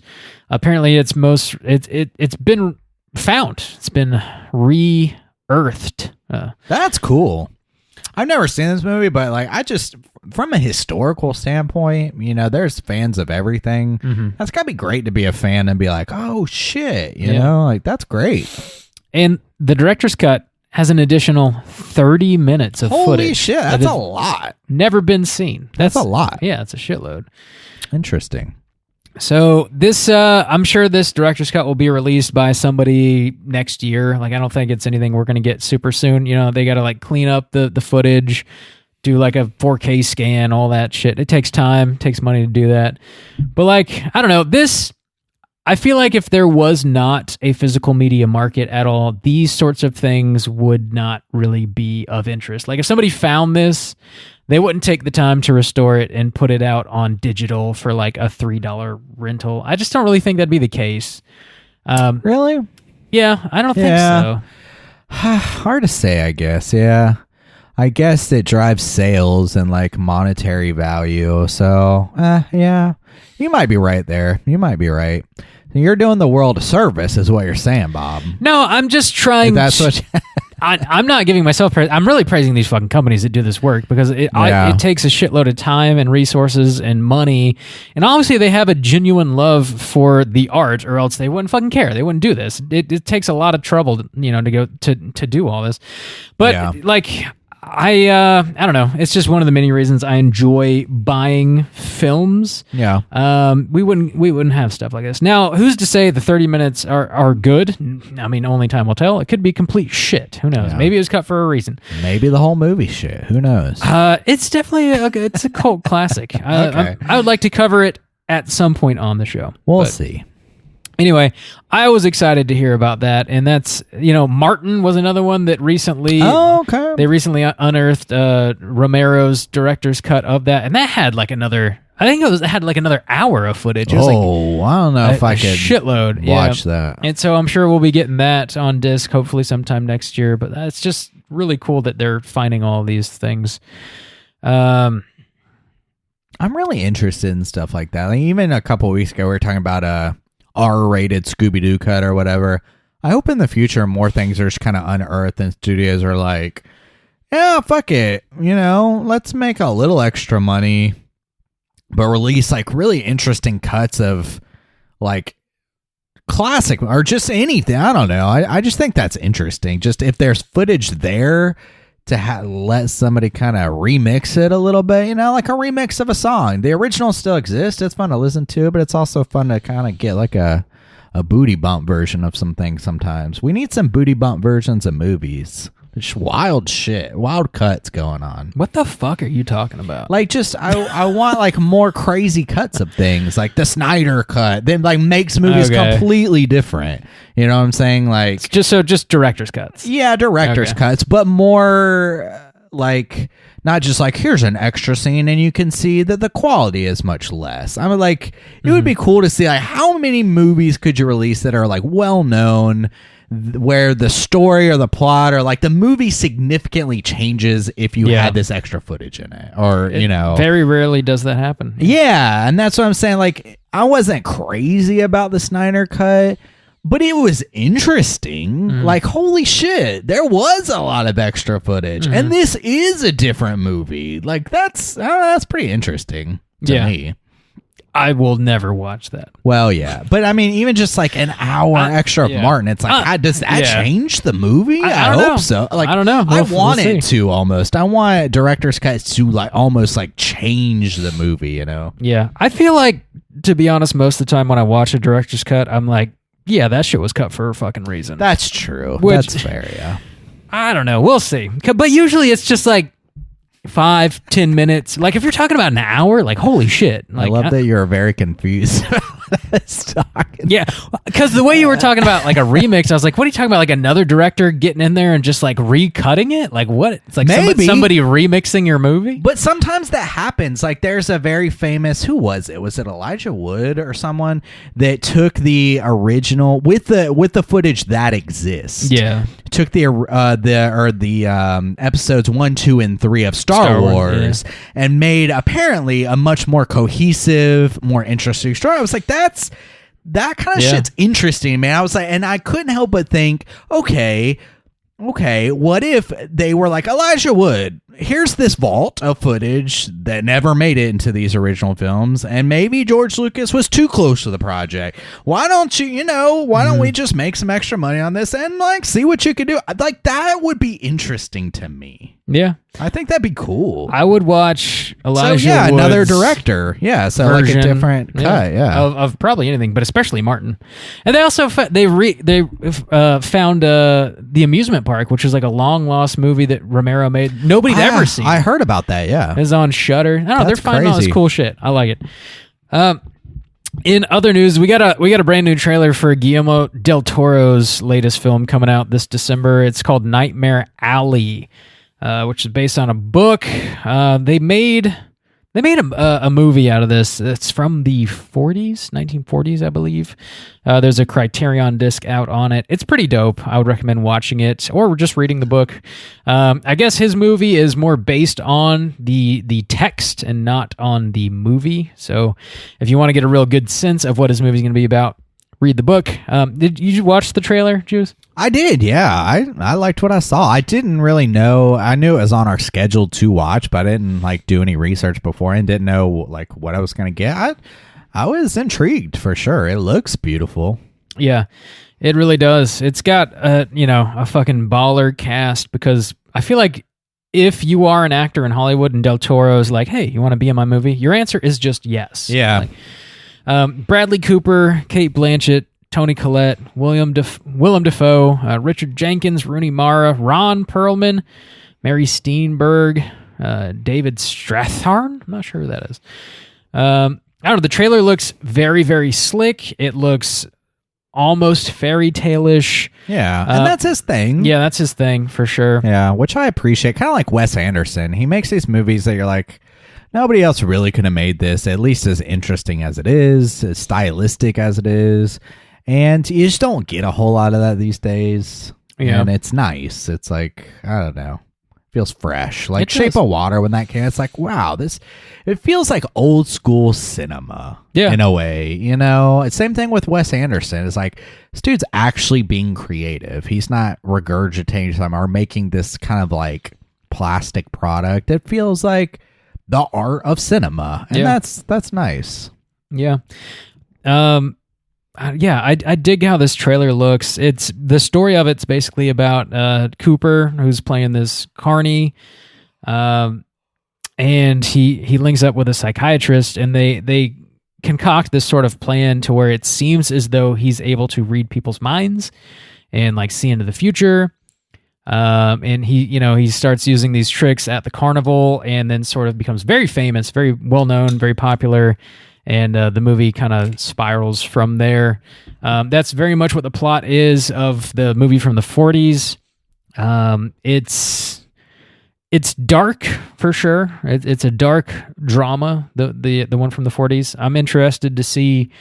I don't know how Del Toro is going to put a spin on it. If he's going to go like more into the supernatural, or if he's going to keep it like very grounded, Yeah, for some reason it gave me kind of like a Knives Out vibe. Yeah.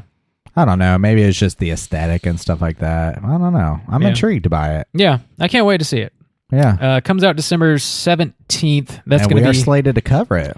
Yeah, that is only in theaters, and that is on our schedule to discuss.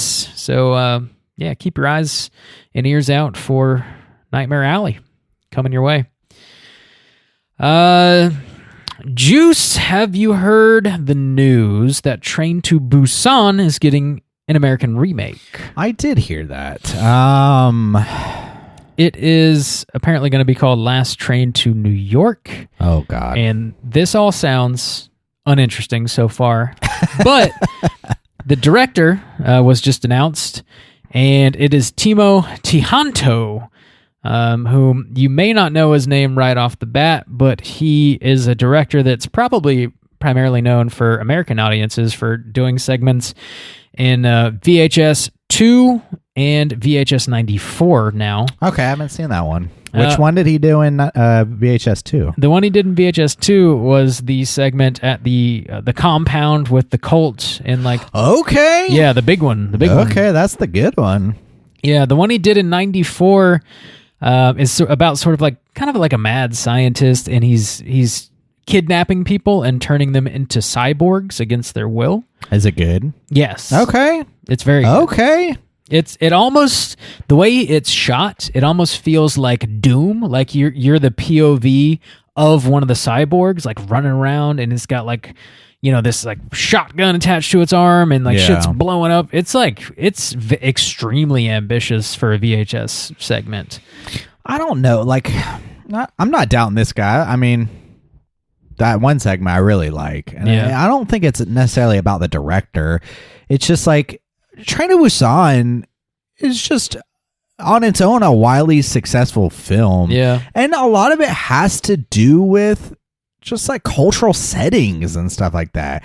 I don't know why we feel the need to make American versions. It's all about the money, boys. I know, but it just, I don't know. I just don't see the need for it. I mean, Train to Busan is a fantastic zombie film, like one of the best. So why? So I just feel like, even if it's good or okay, I don't feel like it's gonna be as good as the original anyways. So it's hard to get excited. Like, do something new. Come on.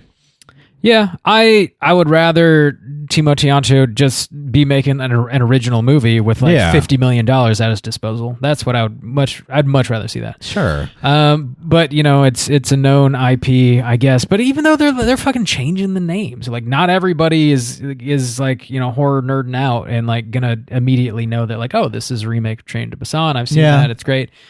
I don't know, but it's being produced by Atomic Monster, which apparently is like James Wan's company. It's I don't know. I guess we'll see. We'll see how it goes. Bob, did you see that new Predator poster? I think I might have got a glance of it. Yeah. We were talking about it earlier, and I generally show it to you. I generally just don't care about Predator. Jesus Christ, I don't either. But I told you. Well, fucking change my mind. Make me care. It up. Hang on. Make Ready? me care. All right, I'm gonna show Bob. There's a new poster out. There's a new Predator movie coming out. And this is the poster, Bob. It looks like, I don't know, there's a dude in the woods. He's got some face paint on. He's got like a very old school bow and arrow kind of thing. And the Predator's behind him. It's very foggy. They're in the woods. It's kind of spooky. It doesn't it's not blowing my hair back. Oh, come on. Like, we talked about it before. I think I don't really give a shit about Predator either. The first one's fine. But outside of that, I've seen a handful of them. I don't really care. But I've always said this. I like, even talking about this movie tonight, like, okay, there's obviously a shit ton of Predator movies. Mm-hmm. I just like, if you're going to do another franchise movie, like, how can we make this different, interesting, and good? You know, like, what's interesting about it? And like, a Predator in ancient times is interesting. And I had mentioned, if this one's successful, I wouldn't mind seeing like a Predator Vikings movie, because that sounds fucking cool as shit. This might blow, but as far as where can you take a franchise that has been driven into the dirt, like, there was a Predator movie that came out 2 years ago or something. That was dog shit. I don't like, it was fucking It's just terrible. called Predators, I think. Yeah, it was. They had like Predator. It was bad. It was so bad. So anyways, I don't know. You know, they did the Alien vs. Predator and stuff like that. So I actually honestly didn't hate Predators. Like, I thought it was fine. Really, I thought it was bad. But I don't know. I'm just The Predator. I think it was called The Predator. I'm sorry. Maybe. Yeah, I think that's what it was. But I don't know. I thought it was a cool idea. Yeah, I don't hate the idea. Don't get me wrong. I just like don't really give a shit, but I would love to be surprised. And the poster is fine, and the idea is cool. And like you said, it sort of opens up the franchise to like new, fresh ideas. Take us back in time, because like Predators apparently been coming to Earth hunting humans since humans were around. So like, yeah, take us back in time. You know, take us forward in time too. I was saying, like, you know, you could even do like a cool, like, futuristic Blade Runner kind of vibe movie with the Predator run around. Like, why not? You know, open the world up, do new things, whatever. It could be cool. I'll watch it. You know, we'll see. We'll see what happens. You'll get the blue. I mean, you'll get it anyways. Maybe. Oh, you will, Bob. Maybe, dude. Don't give me that. Maybe I'll be too busy watching the 8-hour cut of fucking Martin on 4K. To buy a blue? I doubt it, Bob. You'll do both.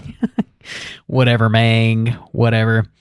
Last thing I want to mention real quick. Turns out Ghostbusters Afterlife made a fuckload of money this weekend. It was projected to make like 30 million or 35 million. It made 60 million. People watched the shit out of that movie. So, you know, good on Ivan Reitman. Good on Ghostbusters. Good on everybody in that movie. Yeah. I hadn't seen it yet, so I can't really comment on it. I haven't seen it yet, but I do plan on watching it before the end of the year, because it's one of those movies that, you know, we keep it a little loose on here. I mean, it's within the horror realm as far as like we cover kids horror. We've covered Hocus Pocus, Casper. I feel like this is close enough. So yeah, I'll watch it before the end of the year to consider whether it could be in my top 10. But like, I it's another one of those things. I like Ghostbusters. I've seen it, you know, a couple of times, but it's not a beloved thing to me. You know, it's just like, oh, I'm gonna like that movie.